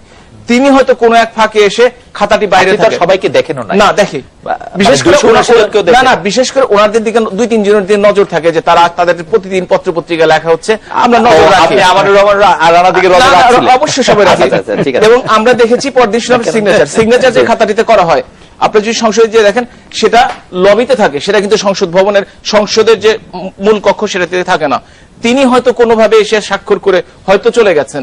এটা অতীতে আমরা দেখেছি বিএনপির ক্ষেত্রে। একজন সাংবাদিক হিসেবে আমি যখন সংসদ ভবনে সংসদ অধিবেশন কভার করতে গিয়েছি, অন্তত 5 জায়গায় আফসার ভাই সাক্ষী দিবেন যে আমি যদি ভুল বলে থাকি, অন্তত 5 জায়গায় আমাকে পরিচয় পত্র দেখাতে হয়েছে, আমি কে সেটা পরিচয় বলতে না, হয়েছে। সংসদ সদস্যদের কোনো পরিচয়পত্র দেখাতে হয় না। তাকে সংসদ শুধু তাকে কেউ চেনা যায় না, তাকে বলতে হবে যে আমি এমপি। না, তা বলতে হবে না। কেমনে তাদেরকে চিন্তা করতে- একটা রাস্তা দিয়ে ঢোকা আছে, সংসদের ডান দিক দিয়ে এমপিরা ঢোকেন এবং বাকি যারা আছেন তারা বাম দিক দিয়ে আমি কি ঢোকেন। সে বাম দিক দিয়ে ঢুকতে পারবো? আপনি বাম দিক দিয়ে ঢুকতে পারবেন, অবশ্যই তল্লাশি। কিন্তু আমি যদি আজকে যাই, আমাকে তল্লাশি করবে না, রাইট, কারণ আপনাকে চেনে এবং সবাই জানে যে তারপরে এখানে- আমানুর রহমান রানাকে কেউ চিনেছে, সেজন্য তাকে বাম দিক দিয়ে ঢুকতে দিয়েছে। না, স্বাভাবিকভাবে তাকে ঢুকতে দিয়েছে। কেন? না, মানে তাই সে যে সাংবাদিক খালেদ মহিউদ্দিন আর কিভাবে আপনি বুঝলো? একটা কথা বলি, জি। প্রত্যেকটি পুলিশ জি। যারা ওইখানে ডিউটি করছে তারা কি জানে যে ওনাকে গ্রেফতার করতে হবে? এটা জানা সম্ভব তাদের পক্ষে? তাদের জানানো দরকার ছিল কে জানাবে? রাষ্ট্রের পক্ষ থেকে, যেহেতু তাকে করা হচ্ছে। রাষ্ট্র বলতে কি এখন আপনি বলেন যে আমার ওই এলাকায় যে কয়জন পুলিশ ডিউটি করে প্রত্যেকের পক্ষে জানা সম্ভব, বা কেউ জানে ওইখানে, জি। বা তাকে যে গ্রেফতারি পরোয়ানা আছে কিনা, এটা তো সত্যিকার অর্থে কেউ সবার পক্ষে জানা সম্ভব কিনা। আমি দায়িত্বে থাকলে আমি জানাতাম তৃতীয়, আপনি তাদেরকে। নিজাম হাজারীর কথা বলেছেন, আমি দায়িত্বে থাকলে জানাতাম। আমি মনে করি যে কেউ যদি সাজার চেয়ে কম সাজা খেটে বেরোয় আসে, অবশ্যই সেটা শাস্তিযোগ্য। কিন্তু আপনি তো কোর্টের বাইরে যেতে পারেন না। কোর্টে স্পষ্ট হবে ফেরত পাঠিয়েছে পরশুদিন যে তিনি 13 বার রক্তদান করেছেন, এবং যদি 1 মাস করে অথবা 3 মাস করে, আমি ঠিক এক্স্যাক্টলি বলতে পারবো না জি। কতদিন করে উনি সাজা মওকুফ পান, সেই সাজা মওকুফ করার কতদিন পেয়েছেন সেইটা দেখার জন্য। সুতরাং সাজা হওয়ার আগে কাউকে দোষারোপ করা আসলে ঠিক হবে না। আচ্ছা, আমার মনে হয় যে তিনি ডক্টর আমিনুল মুন্না অনেকগুলি বিষয় একদম স্পষ্ট করে বলেছেন। জনাব আফসার চৌধুরী, আমি একটি জেনারেলাইজ প্রশ্নে আসতে চাই যে গণতান্ত্রিক স্পেসের ঘাটতি বলে যে মানে প্রপোজটা নিয়ে আমরা আলোচনা করছি, সেটি আপনি ফিল করেন কিনা যে আসলে আমাদের এই গণতান্ত্রিক স্পেসের ঘাটতি ঘটছে? আসলে আমি গতকাল একটা আলোচনা সভা ছিল, ওখানে আইনমন্ত্রী ছিলেন, তো উনি যেটা বলছেন যে এই সংকটটা তো আছে। আমার মতে আমাদের সবচেয়ে বড় সমস্যা হচ্ছে আমাদের রাজনৈতিক কাঠামোর দুর্বলতা। এই রাজনৈতিক কাঠামোর দুর্বলতা কেউ অস্বীকার করে না। যেটা বলে যে কে এর জন্য দায়ী, সেটার একটা বিষয় চলে আসে। যখন রাজনৈতিক কাঠামো দুর্বল হয়ে পড়ে, তখন পরিসরের উপরে চাপটা পড়ে। বাংলাদেশ সংসদ এখন আছে, কিন্তু সংসদ নিয়ে মানুষ খুব একটা চিন্তা ভাবনা করে না। এটা খুব একটা সক্রিয় সংসদ হিসেবে মানুষের কাছে পরিচিত নয়। আসলে এই কথা বললে মানে একটা প্রশ্ন কিরকম আসে যে কবে ছিল? না, মানে আমি এই পরিসরের কথা বলছি, এই চামচান্দের পরিষদ। দ্বিতীয়ত একটা বিরোধী দল আছে, এটাকে কেউ বিরোধী দল মনে করে না। এরকম একটা অবস্থা যখন হয়ে যায়, তখন অন্যগুলোর উপরে চাপটা বেড়ে যায়। বিরোধী দল তো ভালো, নানা রকম গবেষণা নানা রকম বিরোধিতা করছে, তারপরে হচ্ছে একমত হচ্ছে। সমস্যাটা হচ্ছে যে আমাদের শান্তিপূর্ণ সহ অবস্থানে আছে। শান্তিপূর্ণ সহাবস্থানে আছে। এইটা নিয়ে তো একসময় আলাপ হয়েছে, এখন আর এটা নিয়ে আলাপ হয় না, যেহেতু এটার মধ্যে চলে গেছে। সমস্যা যেটা হচ্ছে সেটা হচ্ছে যে আমাদের আগামীটাকে আমরা তৈরি করছি কিনা। আমরা পূর্বে তো আইনমন্ত্রী নিজেই বললেন যে আমাদের পূর্বে 27 বছর ধরে বিএনপি ছিল, সেই সময় তৈরি হয়নি, অন্যান্য দল ছিল, তৈরি হয়নি। এখন আগামীতে আমরা এটা প্রস্তুত করছি কিনা, এইটাই হচ্ছে বড় সমস্যা। পরিসরে যেটা আপনি বলছেন, আমার মতে আমি আবার বলে যাচ্ছি যে আমি আজকেও যখন আমি একটা গবেষণার ডেটা দেখছিলাম, তখন আমি দেখছিলাম যে কিভাবে আমাদের সাধারণ মানুষের চিন্তা ভাবনার সাথে আমাদের যারা নেতৃবর্গ তাদের চিন্তা ভাবনা ব্যবধানটা তৈরি হচ্ছে। আচ্ছা। তো ঠিক যেমনি ভাবে যে আমরা বৈষম্য, অর্থনৈতিক বৈষম্যের কথাটা বলি, এটা নিয়ে আর কেউ দ্বিতীয়বার আলাপ করে না, ঠিক তেমনি ভাবে একটা সামাজিক বৈষম্য তৈরি হচ্ছে। সামাজিক বৈষম্য, এই সামাজিক বৈষম্য হচ্ছে আমি আর পরিসরটা আপনাকে চাইছি না। আচ্ছা, অথবা আপনি যদি বলেন যে সংকুচিত পরিসর, আমি বলবো যে আমি তো আপনার পরিসরে যেতে চাই না, আমি তো ওখানে গিয়ে খেলতে পারবো না। আচ্ছা, আমি একটু এই প্রশ্নটার পাশাপাশি এই প্রশ্নটা করতে চাই যে গুলশান শোলাকিয়ার পর দেশে বিদেশে যে আতঙ্ক ছিল বাংলাদেশ নিয়ে, পুলিশের সাম্প্রতিক অভিযানগুলিতে জঙ্গিরা নিহত হয় কিছুটা স্বস্তিকর আবহাওয়া ফিরে আসছে কিনা, আপনি আপনার পর্যবেক্ষণে কি? হ্যাঁ, অবশ্যই অবশ্যই।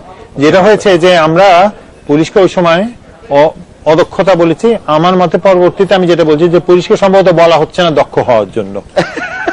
পুলিশে যখন অর্ডার দেওয়া হয়েছে যে হ্যাঁ তুমি দক্ষ হও, পুলিশ দক্ষ হচ্ছে। পুলিশ এবং এই দক্ষতাটা দেখাচ্ছে সে ক্রস ফায়ারিং এর মাধ্যমে। বিষয় যেটা সেটা হচ্ছে যে জঙ্গিদেরকে মানুষ অপছন্দ করে, তাদেরকে ক্রস ফায়ার করে মারলেও কেউ কিছু বলছে না। বিষয়টি এরকম কিনা জানার জন্য আমি অ্যাডভোকেট জয়নুল আবেদিন আপনার কাছে যাবো। একটু প্রশ্নটি করে একটু বিরতিতে চলে যায়। প্রশ্নটি হচ্ছে এরকম, জঙ্গিদের জীবিত ধরার প্রেসক্রিপশন দেওয়া হচ্ছে আপনার দল থেকে, অপারেশন ক্লিন হার্ট ক্রস ফায়ারের উদ্ভাবন কি ভুল ছিল কিনা, সরকারে থাকার সময় বিচারের প্রতি আপনারা ভরসা রাখতে পারেননি, এখন আবার বিচারের উপর ভরসা রাখতে পড়ছেন এমন ব্যক্তিদের ব্যাপারে যাদেরকে আসলে জীবিত ধরা একটু সংকটময়ই বটে, যেটি জনাব আফসান চৌধুরী বলছিলেন যে এদেরকে ক্রস ফায়ারে দেওয়ার ব্যাপারেও জাতি আসলে এত বিচলিত নয়। আমরা এটা বিরতি নিচ্ছি, ফিরছি আপনাদের কাছে আপনার মতামত শোনার জন্য।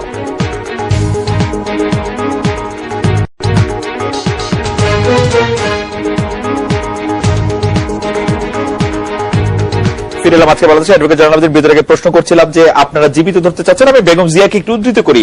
তিনি বলছেন যে কথাটা তারা বলতে চায়, আমরা জঙ্গি নির্মূল করার জন্য তাদের হত্যা করেছি, আমরা বলবো যেদিন তামিম মারা গেছে তার সেদিন তিনি বলছেন আজকে কেন সত্যিকারের জঙ্গি ধরে তাদের জীবিত কেন ধরা হলো না, জীবিত ধরা হলে সত্যিকারের তথ্য পাওয়া যেত তাদের কাছ থেকে। অ্যাপারেন্টলি বেগম জিয়ার বাংলাদেশের পুলিশ বাহিনীর তথ্য সংগ্রহ প্রক্রিয়া এবং তথ্য সংগ্রহ প্রদানের উপর ব্যাপক আস্থা রয়েছে। শোনেন, আমাদের দেশের পুলিশ বাহিনীকে সবসময় সব সরকার রাজনৈতিকভাবে ব্যবহার করার চেষ্টা করে। এটা শুধু এই সরকারের কথা বলছি না, প্রতিটি সরকারই দেখবেন। কিন্তু পুলিশ বাহিনীর যে আপনার বেসিক যে কতগুলো ট্রেনিং আছে, এই ট্রেনিং গুলো দিয়েই তো পুলিশ বাহিনী তৈরি করা হয়। তো সেখানে যদি তাদের উপরে যদি আপনার এই রাজনৈতিক প্রভাব না খাটানো হয়, তাইলে কিন্তু পুলিশ বাহিনী সমাজের যে এই সমস্ত পুলিশ বাহিনীকে রাজনৈতিক প্রভাব বিস্তার করে একজনকে মেরে ফেলানো সম্ভব হচ্ছে, এবং তারা মেরে না ফেললে তারা যে তথ্য দিত সেই তথ্য আপনারা পেতেন না, এটিকে আপনাদের মনে হয় না? আমি একটু শেষ করি, তারপরে আপনি বলেন।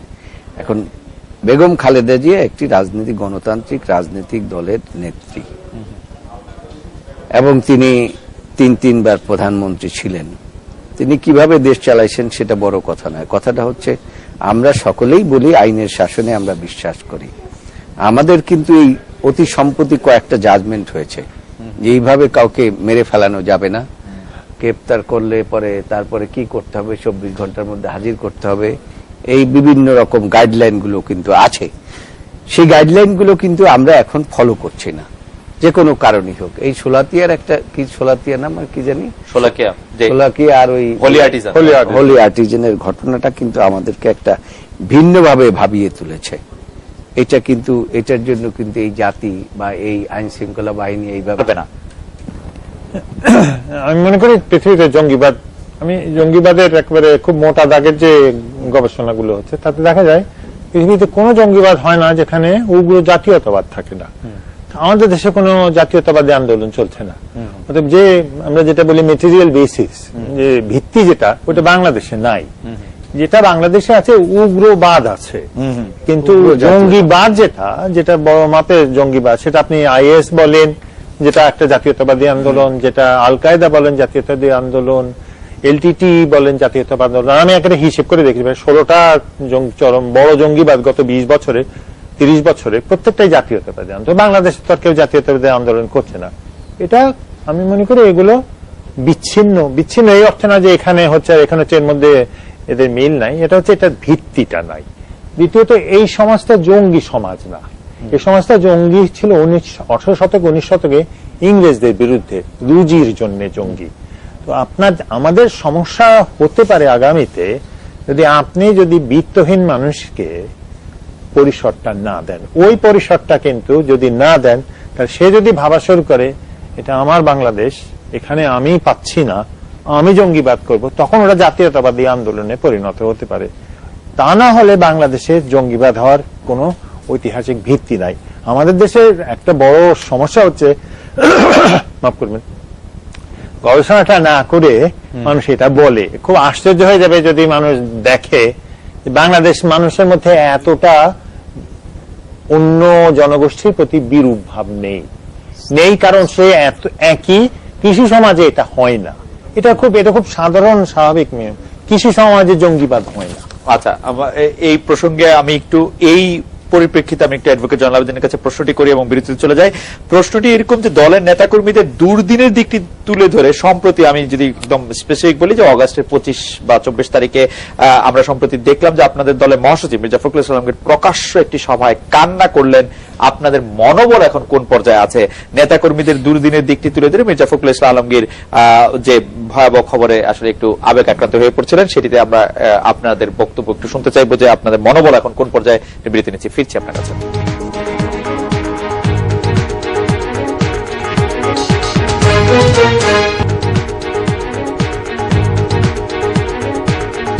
ফিরে এলাম আজকের বাংলাদেশে। অ্যাডভোকেট জয়নুল আবেদীন, আপনাদের মনোবল এখন কোন পর্যায়ে আছে? নেতাকর্মীদের দুর্দিনের বিষয়টি তুলে ধরছেন পার্টির মহাসচিব এবং আবেগ আক্রান্ত। বাংলাদেশ জাতীয়তাবাদী দল একটা উদার গণতান্ত্রিক রাজনৈতিক দল, এটা কিন্তু জঙ্গি দল না। মির্জা ফখরুল ইসলাম আলমগীরের কথা বলছেন, এত বড় একটা বৃহৎ রাজনৈতিক দলের নেতার বিরুদ্ধে এখন 85টি মামলা আছে। বাংলাদেশের ইতিহাসে আপনি দেখাতে পারবেন না যে একটি বৃহৎ রাজনৈতিক দলের মহাসচিবের বিরুদ্ধে 85টি মামলা আছে, কিন্তু ফখরুল ইসলাম আলমগীরের বিরুদ্ধে আছে। তিনি জেলখানার মধ্যে থেকে দেখেছেন যে তার ছেলেপেলেদের বিরুদ্ধে, মানে এক একজনের বিরুদ্ধে 65টা 63টা মামলা নিয়ে জেলখানার মধ্যে ছেলেপেলেরা আছে। এবং সেখানে শুধু তাই নয়, উনি জেলখানায় যখন ছিলেন তিনি আমাকে জেলখানা থেকে এসে বলেছেন যে এমন সব ছেলেপেলেদেরকে দেখেছি যে এখনো গুলি পায়ের মধ্যে রয়েছে এবং পেটের মধ্যে গুলি রয়েছে বিভিন্ন ভাবে। এবং এইগুলো দেখেই মূলত মির্জা ফখরুল ইসলাম আলমগীর সেদিন যে একটা বহিঃপ্রকাশ হয়েছে। আর উনি রাজনীতি করবেন, উনাকে মাসের মধ্যে 30 দিনে তো মাস, আপনার 32 দিন ওনাকে আদালতে হাজিরা দিতে হয়। একটি গণতান্ত্রিক দেশ বলে আমরা দাবি করি, সেই গণতান্ত্রিক দেশে যদি এই অবস্থা হয় তাহলে পরে সেখানে মির্জা ফখরুল ইসলাম তো আলমগীর কাঁদে, আগামী দিনে প্রত্যেকটা লোকের এভাবে কাঁদতে হবে। ডক্টর হাবিব মিল্লাত মুন্না, এই বিষয়ে আপনি কোনো কিছু বলবেন কিনা? আমাদের মূল প্রশ্ন ছিল যত বড় নেতা হোক, বড় ধনকবর হোক, যে কথাটা বলছেন, কাজেই বিএনপি একটা নতুন কমিটি হয়েছে, বিএনপি রাজনৈতিকভাবেই আগামী দিনে শান্তিপূর্ণভাবে সবকিছু মোকাবেলা করবে। এখন বিএনপি অনেক শক্তিশালী। বিএনপি ডক্টর হাবিব মিল্লাত মুন্না, এই বিষয়ে যুদ্ধাপরাধের বিচার আমি প্রশ্নই করিনি, যুদ্ধাপরাধের বিচার আপনার কোনো ছাড় দিচ্ছেন না। সংগঠন হিসেবে জামাতের বিচারে বা জামাতের নিষিদ্ধ অবস্থান আপনাদের অবস্থান স্পষ্ট নয়, অনেকেই বলছেন। এক্ষেত্রে ধীরনীতির কারণ কি? আপনি যদি খুবই সংক্ষেপে প্রথমে আমি একটু অ্যাডভোকেট জয়নুল আবেদীন ভাইয়ের কথাটা বলবো যে গণতান্ত্রিক দেশে অনেককেই কাঁদতে হবে। আমি তো আসলে গণতান্ত্রিক দেশ বলতে বুঝি যে গণতান্ত্রিক দেশ যে দেশে জনগণের মতামতের মূল্য দেওয়া হবে, জনগণের বিরুদ্ধে এমন কিছু করা হবে না যাতে জনগণ ক্ষতিগ্রস্ত হয়, ভোট দিতে না পারে, জনগণ যাতে ভোট দিতে যেতে না পারে এই জন্য 600 স্কুল পুড়িয়ে দিতে হবে না, জনগণকে যেন পেট্রোল বোমা মেরে 135 জন মানুষকে দগ্ধ হয়ে মরতে হবে না, হাজার হাজার মানুষ পেট্রোল বোমায় দগ্ধ হয়ে মানুষকে পানি ইউনিটে পড়ে থাকতে হবে না বছরের পর বছর। আমি তো গণতন্ত্র মানে বুঝি যে দেশের অর্থনীতি 2 লক্ষ কোটি টাকা গত বছর জানুয়ারি থেকে মার্চ পর্যন্ত সংগ্রহ করা হয়েছে। আমি তো মনে করি অবরোধ রেখে দেশকে সর্বনাশ করা হয়েছে। কোমলমতি ছাত্রছাত্রীদের 25 লক্ষ 13 লক্ষ এবং 11 লক্ষ ছাত্রছাত্রীর পরীক্ষা বন্ধ করে দেশকে একটি অশিক্ষিত জাতি গড়ে ষড়যন্ত্র করা হবে, কিংবা আসলাম চৌধুরী মোসাদের সাথে মিটিং করে আসার পর দেশে জঙ্গি হামলা শুরু হবে। এইটা তো গণতান্ত্রিক পরিস্থিতি হতে পারে না। এইটা তো হতে পারে না যে 85টি মামলা হওয়ার জন্য 135 জন মানুষ মারা গেছে। বেগম খালেদা জিয়ার বিরুদ্ধে কমপক্ষে তো 135টা মামলা হওয়া উচিত। মির্জা ফখরুল ইসলামের বিরুদ্ধে হুকুমের আসামি হিসাবে 135টা মামলা কমপক্ষে হওয়া উচিত। হাজার হাজার মানুষ যারা পঙ্গুত্ব বরণ করেছে আরো 1000টি মামলা থাকা উচিত। সেখানেও তো মাত্র 85টি মামলা হয়েছে। কান্নাকাটির কারণ আছে, আল্লাহর কাছে ক্ষমা চাইতে হবে। ক্ষমা চাইতে হবে ওই সেই পরিবারের প্রতি যারা তাদেরকে হত্যা করেছে, যারা তাদেরকে সন্তানদের এতিম করেছে, যারা তার স্ত্রীকে বিধবা করেছে, তাদের সাথে অবশ্যই বেগম খালেদা জিয়া বলেছেন আইনের শাসন মানে, তিনি বলে যুদ্ধ হবে। আপনি প্রশ্ন করেছেন, আমরা দেশে আইনের সুশাসন চালু করার চেষ্টা করছি। দেশে 26-21টি বছর যে অন্যায় অবিচার করে এই দেশের আইন ব্যবস্থা, অর্থনৈতিক ব্যবস্থা, রাজনীতিকে ডিফিকাল্ট করার চেষ্টা করা হয়েছে। সেইটা থেকে বেরিয়ে আসতে 26 বছর সময় দিতে হবে। সেই সময়টি শুরু হয়েছে। 26 বছর এই জন্যই সময় দিতে হবে। 26 বছর আওয়ামী লীগ ক্ষমতা থাকবে না, ক্ষমতায় থাকবে জনগণ নির্ধারণ করবে। জনগণ নির্ধারণ করবে। আপনারা নির্বাচনে আসবেন না, খেলতে আসবেন না, আপনারা সমালোচনা করবেন, সেই সমালোচনার অধিকার আপনার নাই।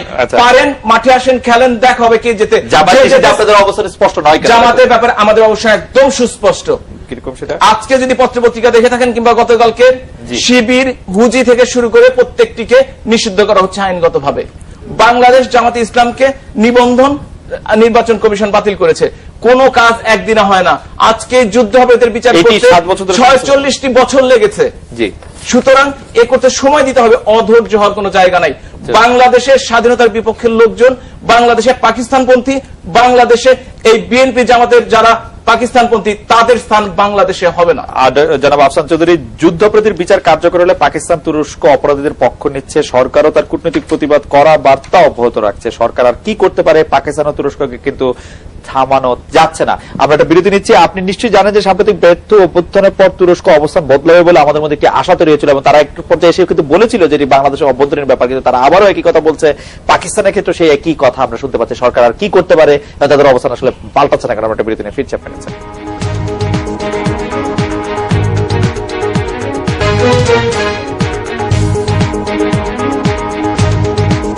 আজকে বাংলাদেশের জনাব আফসার চৌধুরী, পাকিস্তান তুরস্ক অপরাধীদের পক্ষ নিচ্ছে, সরকারও কূটনৈতিক প্রতিবাদের করা বার্তা অব্যাহত রাখছে। এটা আসলে শেষ কোথায়? কূটনৈতিক ভাবে সরকারের আর কোনো কিছু করার আছে কিনা?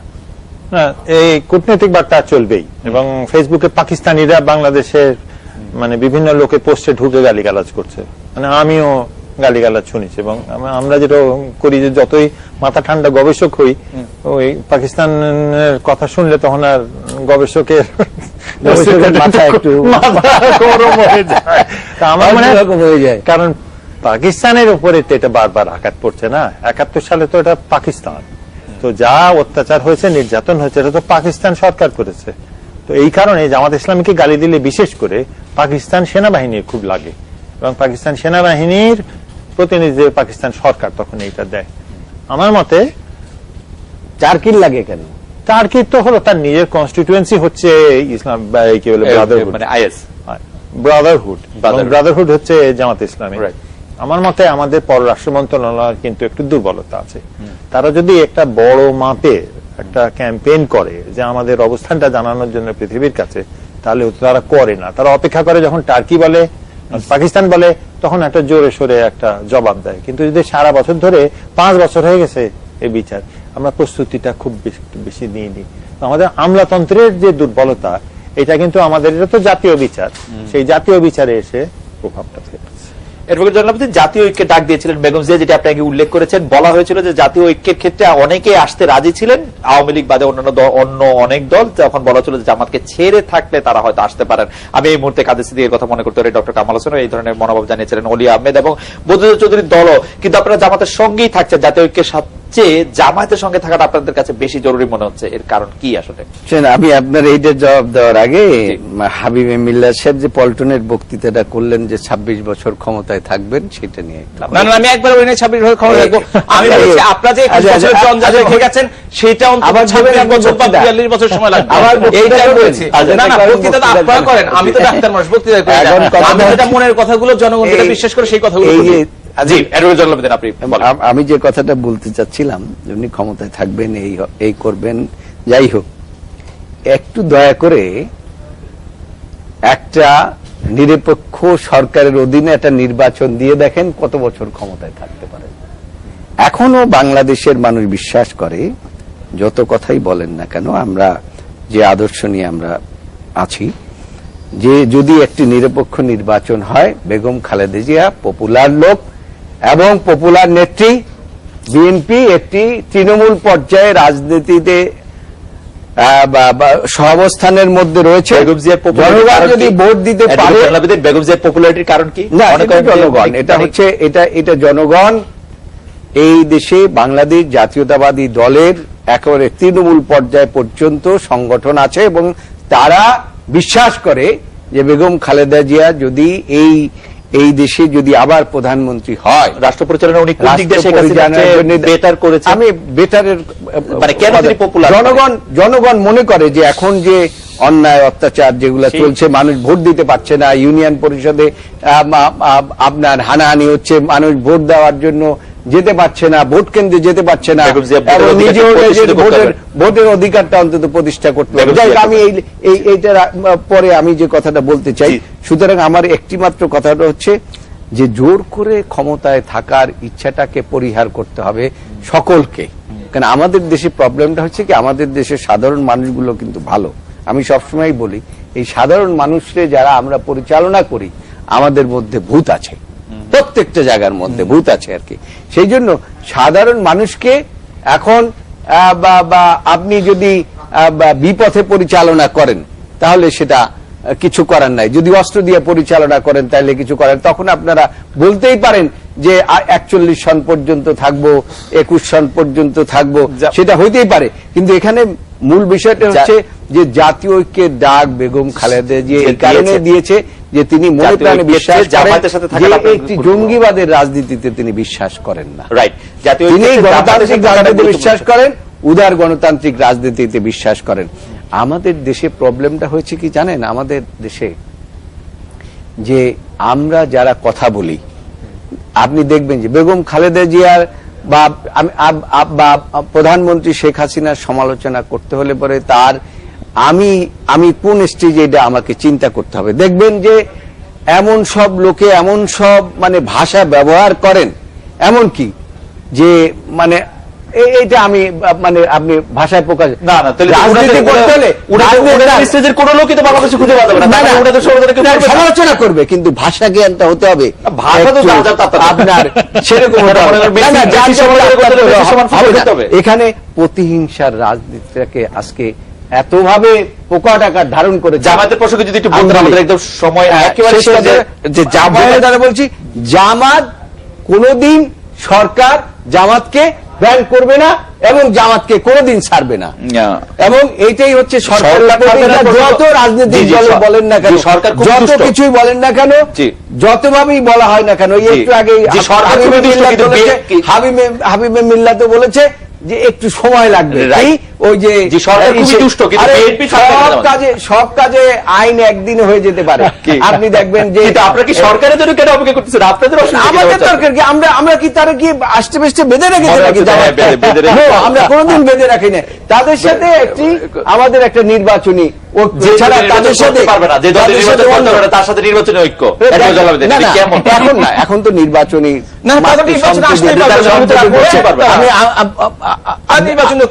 নির্বাচনী ঐক্য হচ্ছে যে নির্বাচন আসলে